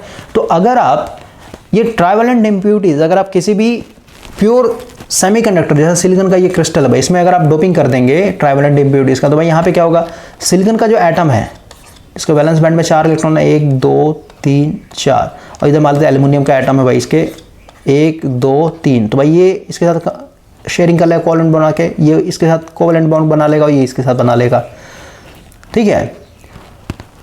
और क्योंकि भाई ये सिलिकॉन है ना, तो सिलिकॉन के तो भाई बहुत सारे एटम होंगे ना, बगल में और दिखा देते हैं, आप सोचिए ये 1 इलेक्ट्रॉन क्या होगा, नहीं भाई यहाँ पे बहुत सारे सिलिकॉन के एटम होंगे, समझ में आया। तो 1 2 3 4, तो ये इसके साथ बना हुआ रहेगा, इसके बगल में भी, क्योंकि डोपिंग भाई हम लोग ऐसा थोड़ा ना बहुत ज़्यादा करते हैं, ठीक है, बहुत कम किया जाता है डोपिंग, तो आसपास में सिलिकॉन के एटम होगा सब बंधे हुए रहेंगे। अब यहाँ पे देखिए भाई एक यहाँ पे जो सिलिकॉन है भाई, मान लो यहाँ पे सिलिकॉन का है, तो भाई 1 2 3, तो भाई ऊपर में भी सिलिकॉन है उसका बॉन्डिंग बना लिया है, बगल में भी सिलिकॉन है उसका बॉन्डिंग बना लिया है, नीचे में सिलिकॉन है उसका बॉन्डिंग बना, लेकिन भाई यहाँ पे जो इलेक्ट्रॉन है ना, इसको भाई बॉन्डिंग बनाने का है ही नहीं यहाँ पे, क्योंकि एल्युमिनियम के पास तो 3 ही थे ना, तो यहाँ पे होल्स क्रिएट होता है भाई।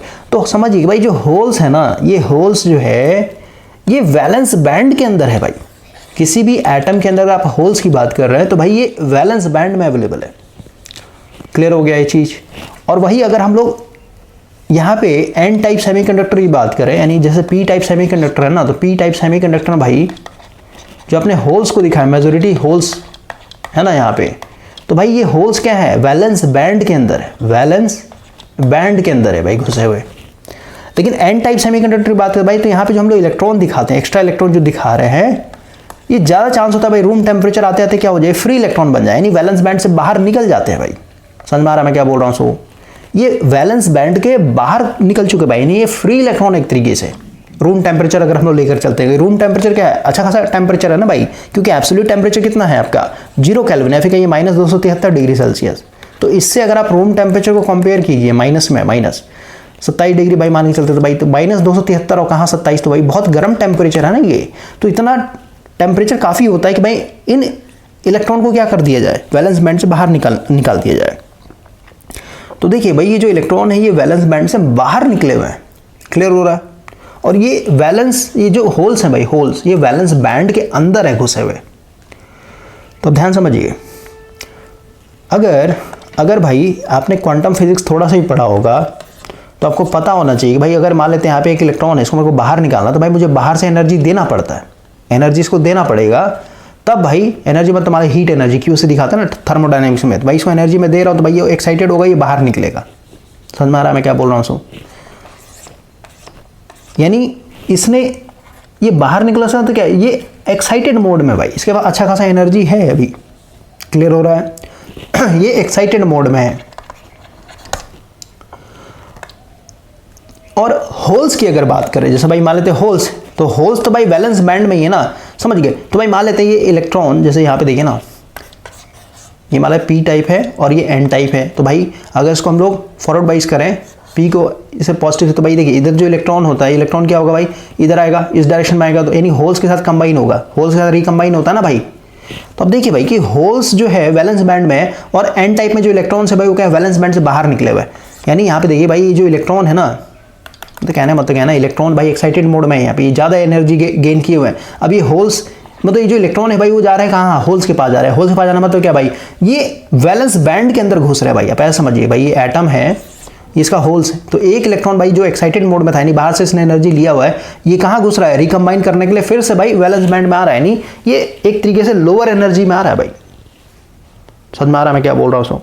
तो सीधी सी बात है भाई, ये जो फ्री इलेक्ट्रॉन था ये वैलेंस बैंड में घुसेगा तो एक्स्ट्रा जो इसने एनर्जी गेन किया होता ना, ये बाहर की तरफ छोड़ के आएगा भाई, समझे? क्योंकि इस ऑर्बिट में बैठे रहने के लिए भाई इसी ऑर्बिट की जितना इसको एनर्जी अपना मेंटेन करना पड़ेगा।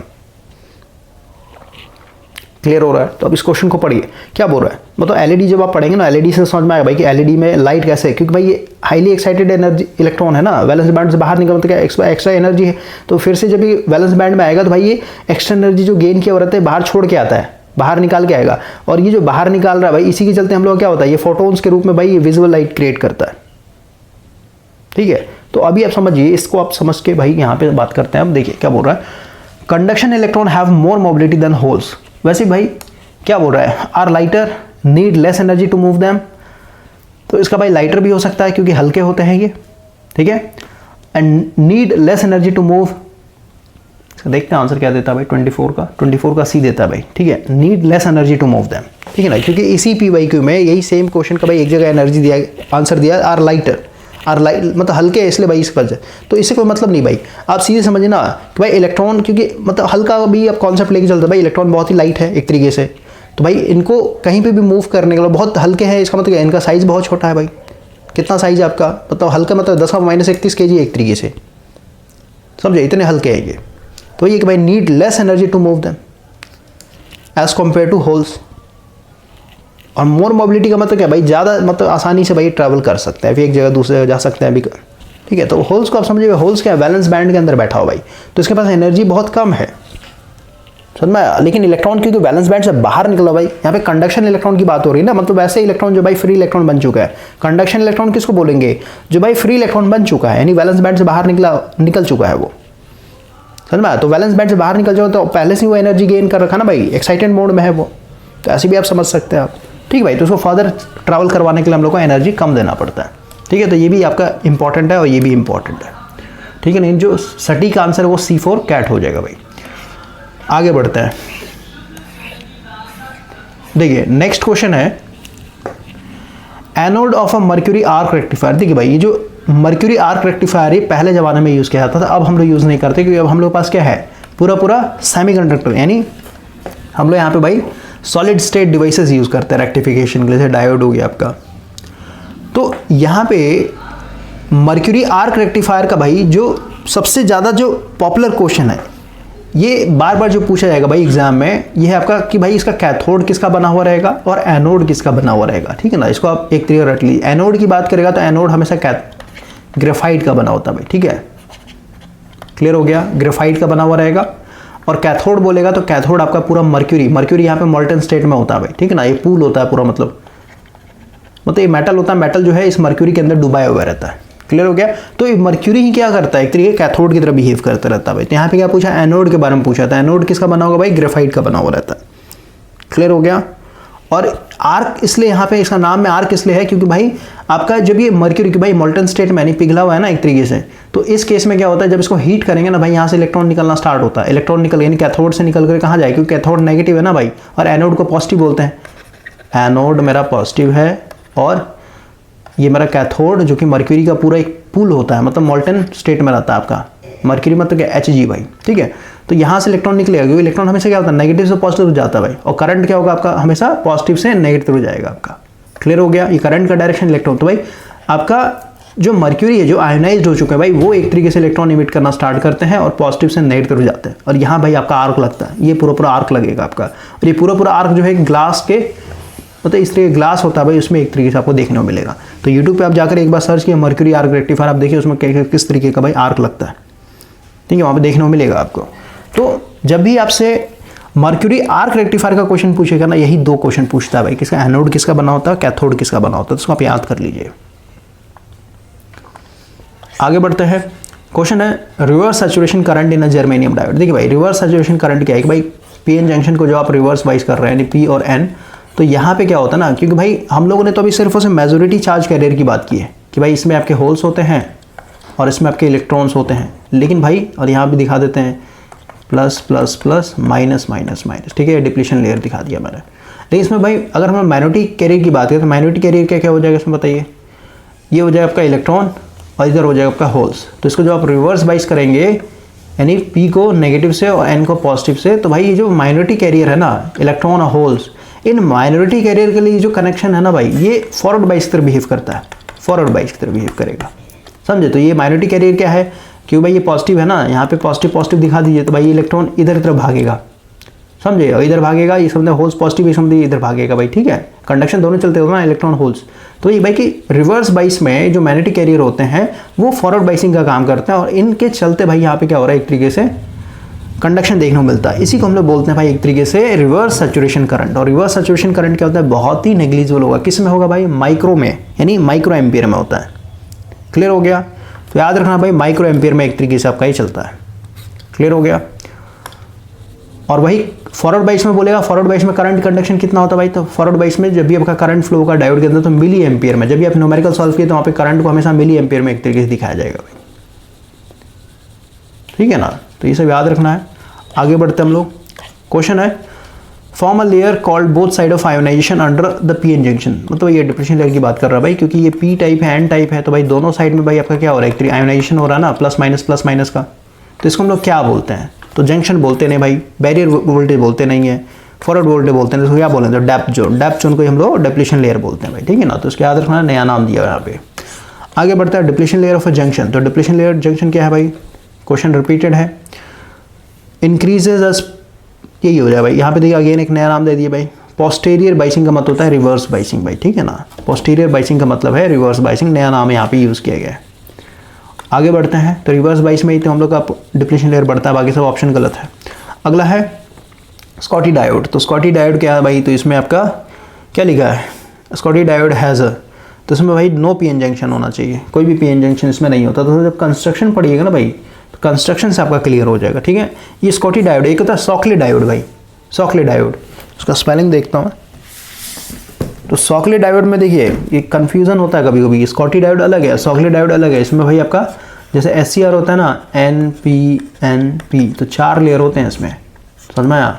और इसमें भाई जो गेट वाला होता है, गेट टर्मिनल नहीं होता, सिर्फ एनोड और कैथोड होता है। तो भाई इसमें देखिए 1 2 3 यानी 3 जंक्शन होंगे, और लेयर 1 2 3 4 लेयर होता है भाई।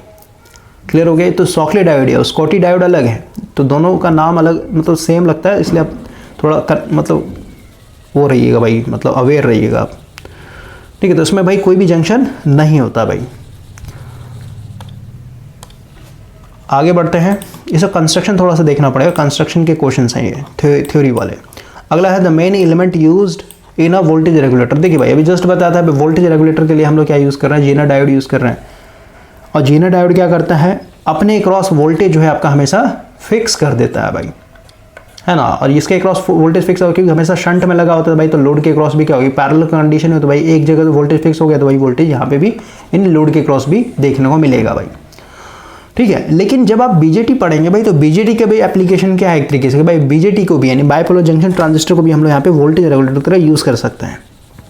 यानी अगर मेरा इनपुट कोई वोल्टेज है जो वेरिएबल है भाई, वेरी कर रहा है बार बार, और लोड के पास मुझे एक तरीके से कांस्टेंट वोल्टेज चाहिए, तो उस केस में हम लोग क्या करेंगे, बीजेटी, और बीजेटी के साथ साथ भाई हम लोग जीनर डायोड भी लगाते हैं। सिंगल का भी बीजेटी नहीं करता है वोल्टेज रेगुलेटर का, दोनों का कॉम्बिनेशन होता है भाई, बीजेटी प्लस आपका यहाँ पे जीनर डायोड, ठीक है। तो सर्किट अगर मैं दिखाऊं तो कुछ इस तरीके यहाँ पे सर्किट बनेगा, और यहाँ पे भाई हम लोग ट्रांजिस्टर का ये वाला मॉडल दिखा देते हैं, ठीक है ना। ये कुछ इस तरीके का रहता है भाई,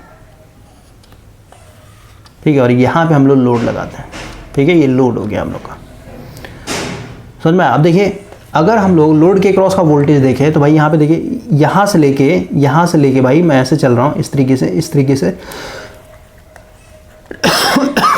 ऐसे चल रहा हूँ भाई, ठीक है। तो देखिए यहाँ से लेके यहाँ तक तो वोल्टेज आपका हमेशा कांस्टेंट रहेगा, जीनर डायोड लगा हुआ है, फिक्स हो जाएगा भाई। अब आगे का जो वोल्टेज है कहाँ से बेस से लेके एमीटर तक भाई, ये मान लेते बेस है, एमीटर है मेरा,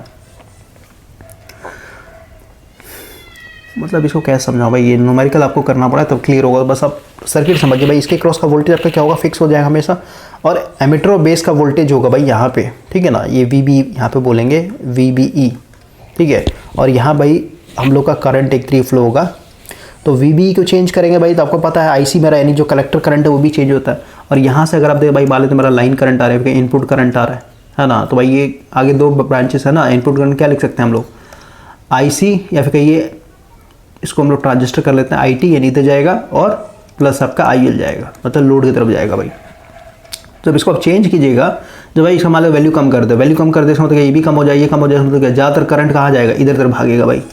और वही अगर आप इसको बढ़ा देंगे तो भाई यहाँ का करंट भी बढ़ना है, कलेक्टर करंट बढ़ जाता है ना, तो भाई करंट बढ़ेगा, यानी ये बढ़ जाएगा तो सीधी इधर का करंट आपका घट जाएगा। तो उसी के हिसाब से भाई आपका क्या हो रहा है, एक तरीके से यहाँ पे वोल्टेज कांस्टेंट रहता है, ठीक है। ये सब आपको पढ़ना पड़ेगा भाई, नहीं पढ़ा है तो नहीं समझ में आएगा आपको, ठीक है। तो ए फॉर एप्पल हो जाएगा। अगला क्वेश्चन देखिए, for normal operation of a transistor the collector base junction, तो अभी जस्ट बताया था भाई नॉर्मल ऑपरेशन में तो क्या हमेशा हम लोग एक्टिव रीजन की बात करेंगे यहाँ पे, और यहाँ पे कलेक्टर टू द बेस बोल रहा है, तो कलेक्टर टू द बेस क्या होता है, हमेशा रिवर्स बाइस में होगा भाई, ऑलवेज रिवर्स बाइस में, ठीक है। 31 का देख लेते हैं, बिल्कुल सही है। आगे बढ़ते हैं, विच current value is the highest in bipolar transistor, तो भाई सबसे बड़ा किसका होता है, एमीटर करंट का होता है, क्योंकि अभी जस्ट हम लोगों ने KCL लगाया था ना, एमीटर करंट क्या है, IB प्लस IC है भाई, ये दोनों का सम मिल करके आपका I बनता है, तो सबसे बड़ा आपका I होता है।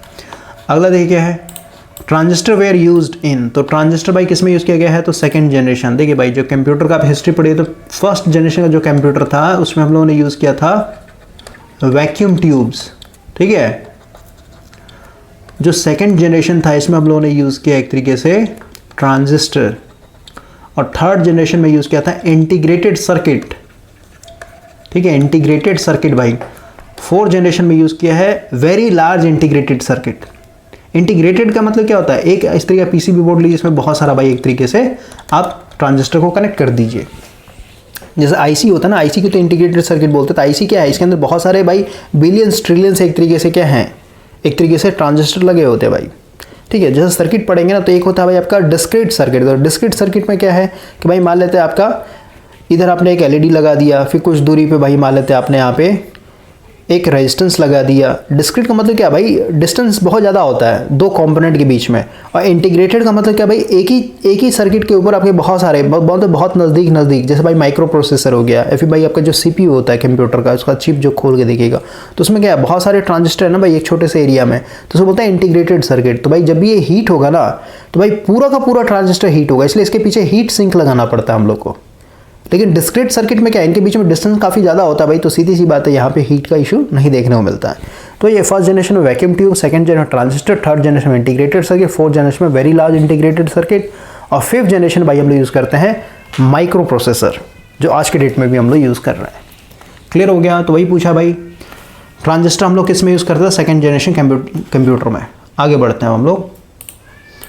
अगला है BJT, तो भाई इसका फुल फॉर्म पूछा है, बाइपोलर जंक्शन ट्रांजिस्टर हो जाएगा, यानी B for Paul, जहाँ पे बाइपोलर का मतलब क्या है, इलेक्ट्रॉन और होल्स दोनों के चलते क्या हो रहा है, यहाँ पे कंडक्शन होता है, ठीक है, करंट कंडक्शन होता है, इसलिए इसका बाइपोलर नाम रखा गया। अगला देखिए क्या है भाई, lowest output resistance is obtain in the configuration. अब देखिए भाई ट्रांजिस्टर यानी बीजेटी तो भाई आप जैसे कंस्ट्रक्शन पढ़ लिया, वर्किंग पढ़ लिया भाई, उसके बाद इसमें बाइसिंग पढ़ लिया, डीसी बाइसिंग, फिर एसी बाइसिंग यानी सिग्नल अप्लाई करते हैं, उसके बाद एम्पलीफिकेशन। तो एम्पलीफिकेशन में भाई आप देखिए आपका यहाँ पे कॉन्फ़िगरेशन चलेगा कि भाई कौन सा कॉन्फ़िगरेशन यूज़ करें, कॉमन बेस करें, कॉमन एमिटर करें, कॉमन कलेक्टर करें, ठीक है।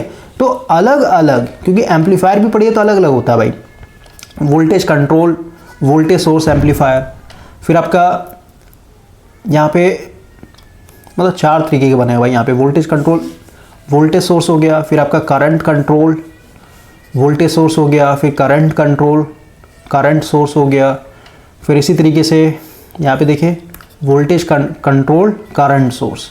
तो इस इतने तरीके के होते हैं भाई। इनको जब आप समझिएगा ना तो भाई इसमें हम लोग को देखना होता है कि भाई इनपुट इम्पिडेंस क्या होना चाहिए और आउटपुट इम्पिडेंस क्या होना चाहिए। जैसे अगर मैं यहाँ पे दिखाऊँ भाई, मान लेते हैं मेरा ये आपका जो है ना, ये मान लेते भाई पूरा इधर भाई मान लेते हम इनपुट दे रहे हैं, इनपुट अप्लाई कर रहे हैं, और इधर भाई मान लेते पूरा मेरा क्या एम्पलीफायर है, और ये मान लेते भाई कुछ इस तरीके का मैं दिखाता हूँ, ठीक है ना। ये मेरा आउटपुट है, यहाँ पे ये आउटपुट है भाई, यहाँ पे एक रेजिस्टेंस लगा देते हैं और यहाँ पे एक रेजिस्टेंस लगा देते हैं, ठीक है। देखिए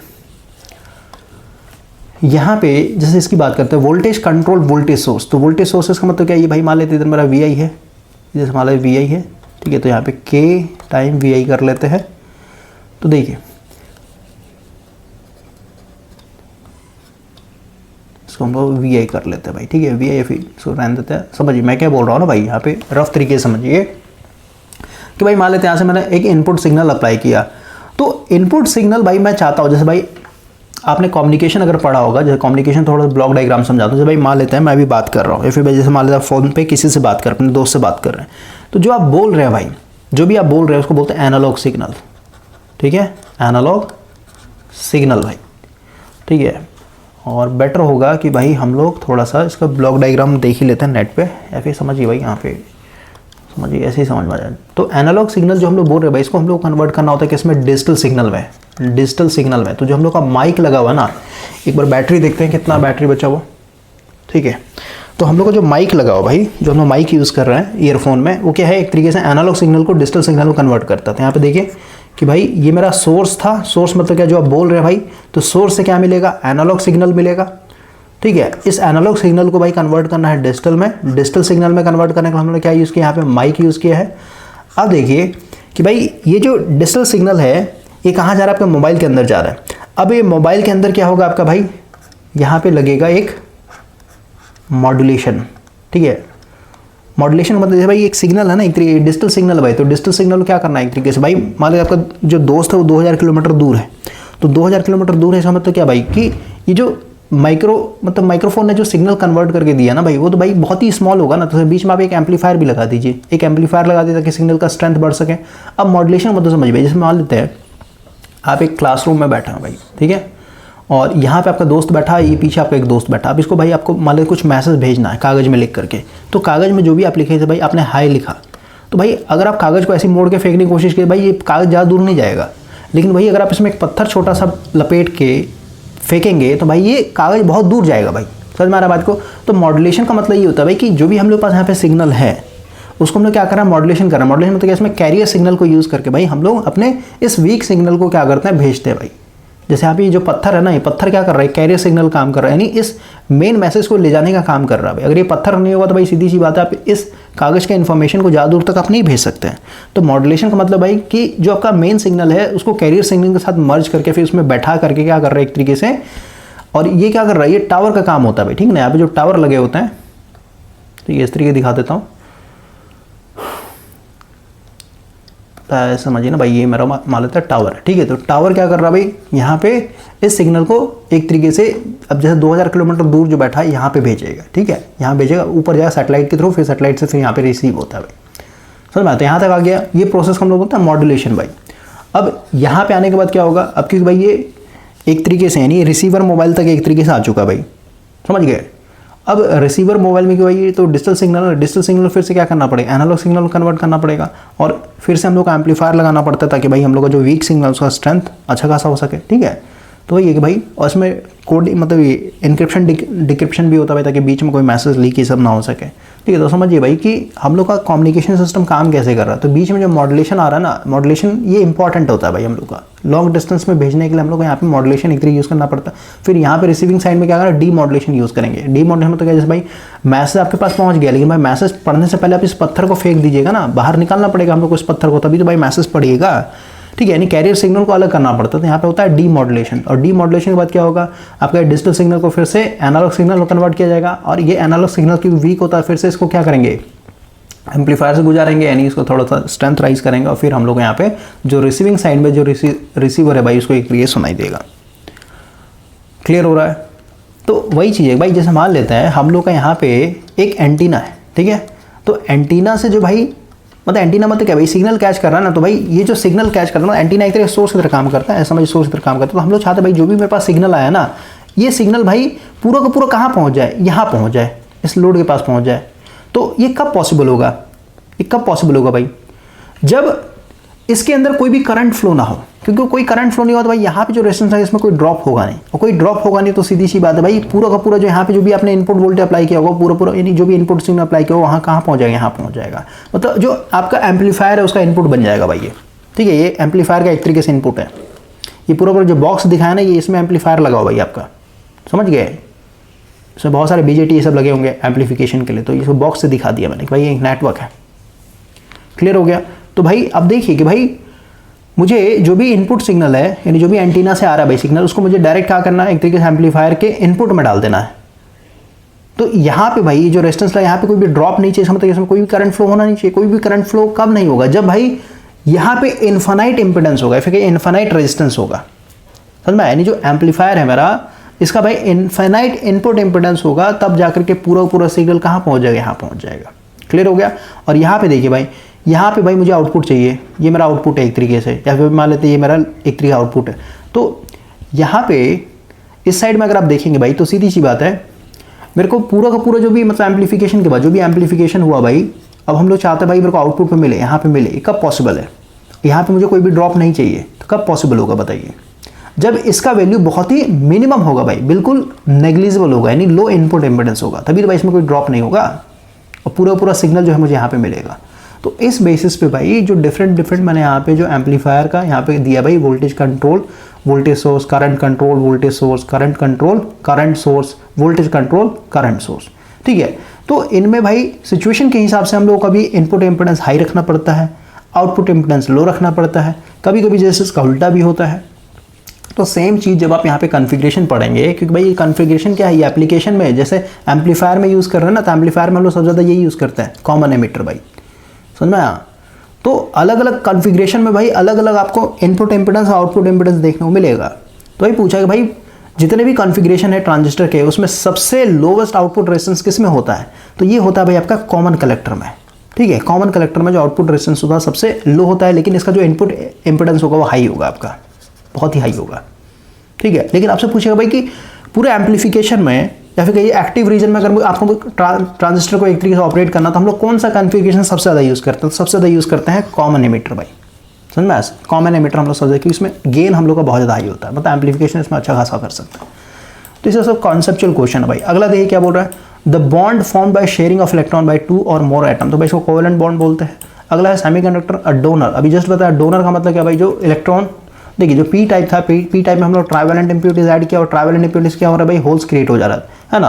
और इधर जो एन टाइप था, एन टाइप में पेंटावेलेंट ऐड किया, पेंटावेलेंट से क्या हो रहा है, एक इलेक्ट्रॉन एक्स्ट्रा बच जा रहा है भाई, है ना। तो यही तो डोनर, इसी को तो हम लोग डोनर बोलते हैं भाई, क्योंकि एक इलेक्ट्रॉन ये डोनेट कर दे रहा है, एक्स्ट्रा आ जा रहा है इसके पास। ठीक है, तो डोनर जब भी बोलेगा तो पेंटावेलेंट इम्प्यूरिटीज होता है भाई। आगे बढ़ते हैं, देखिए नेक्स्ट आ गया पिन टाइप। तो भाई पिन का मतलब क्या होता है समझिए, ये जो पी है और ये एन है भाई, ये हो गया पी एन। ठीक है, और इसके बीच में भाई एक होता है आई का मतलब भाई यहाँ पे इंटरेस्टिंग सेमीकंडक्टर लगा देना। मतलब ये देखिए यहाँ पे हम लोग ट्राइवेलेंट इम्प्यूरिटीज ऐड किया हुआ, एक तरीके से सेमीकंडक्टर यूज़ किया जो पी टाइप बोल रहे हैं। यहाँ पे भाई पेंटावेलेंट इम्प्यूरिटीज वाला एन टाइप यूज़ कर रहा हूँ। इनके बीच में हम लोग यहाँ पे लगाते हैं एक प्योर सेमीकंडक्टर, यानी इंट्रिंसिक सेमीकंडक्टर। आई का मतलब है इंट्रिंसिक सेमीकंडक्टर। तो भाई इसको हम लोग 2 रीजन में ऑपरेट करते हैं, फॉरवर्ड बाइस और रिवर्स बाइस। तो फॉरवर्ड बाइस में इसको ऑपरेट करेंगे तो भाई ये एक वेरिएबल रेजिस्टर बिहेव करेगा, क्योंकि भाई जैसे वोल्टेज बढ़ाएंगे वैसे वैसे क्या होगा, इनके बीच में जो डिप्लेशन लेयर बन रहा है वो पतला होगा, और पतला हो रहा है इसका मतलब क्या है, वैसे वैसे करंट बहेगा भाई, यानी करंट धीरे धीरे बढ़ना स्टार्ट करेगा, और करंट धीरे धीरे बढ़ रहा है इसका मतलब रेजिस्टेंस आपका धीरे धीरे घट रहा है, समझे। तो इसीलिए हम लोग कहते हैं भाई ये वेरिएबल रेजिस्टर बिहेव करता है, समझ में आया, जैसे वोल्टेज आप बढ़ाएगा फॉरवर्ड बाइस में। और वही रिवर्स बाइस में जब अप्लाई करेंगे, रिवर्स बाइस में अप्लाई करेंगे तो भाई ये कैपेसिटर बिहेव करता है, क्योंकि यहाँ पे आपका डिप्लेशन लेयर बढ़ते चला जाएगा, डिप्लेशन बढ़ते चल जाना मतलब क्या, यहाँ पे चार्ज एक तरीके से इकट्ठा हो रहे हैं भाई, समझ में आया, चार्ज एक तरीके से इकट्ठा हो रहे हैं। तो ये pin diode is frequently used for, तो इसका एप्लीकेशन क्या क्या है भाई, इसका एप्लीकेशन देखिए यहाँ पे switching diode for frequency up to gigahertz range भाई, ठीक है ना। तो फास्ट स्विचिंग के लिए हम लोग यहाँ पे यूज़ करते हैं, क्योंकि फ्रीक्वेंसी बहुत हाई है ना भाई, समझ गए। तो फ्रीक्वेंसी हाई में तो number of cycle complete 1 second बहुत जल्दी जल्दी बन रहा है भाई, तो उस केस में अगर आपको स्विचिंग करना है तो वहाँ पे हम लोग पिन डायोड एक तरीके से यूज़ करेंगे भाई। आगे बढ़ते हैं, मतलब स्विचिंग का मतलब क्या, ऑन ऑफ भाई, ऑन ऑफ मतलब फॉरवर्ड बाइस में भाई ये कंडक्ट करवाएगा, और जैसे रिवर्स बाइस करेगा तो भाई ऑफ हो जाएगा, सीधी सी बात हो, मतलब रिवर्स बाइस में हाई रेजिस्टेंस शो करेगा तो करंट कंडक्शन 0 हो जाएगा, ठीक है। तो स्विचिंग के लिए हम लोग यहाँ पे यूज़ करते हैं। आगे करते हैं हम लोग, क्वेश्चन है पीएन जंक्शन डायोड इज, तो पीएन जंक्शन क्या है भाई, तो ये आपका यूनिलेटरल डिवाइस होता है, एक ही डायरेक्शन में करंट फ्लो होगा, जब एनोड को पॉजिटिव से और कैथोड को नेगेटिव से करते हैं, यानी फॉरवर्ड बाइस। लास्ट क्वेश्चन करते हैं भाई आज का, mercury arc rectifier the anode is used, तो फिर से आगे भाई रिपीटेड क्वेश्चन ग्रेफाइट है, बाकी हम लोग नेक्स्ट सेशन में करेंगे। अभी 40 तक हो गया ना, नेक्स्ट सेशन भाई हम लोग कोशिश करेंगे 100 तक कवर करने के लिए।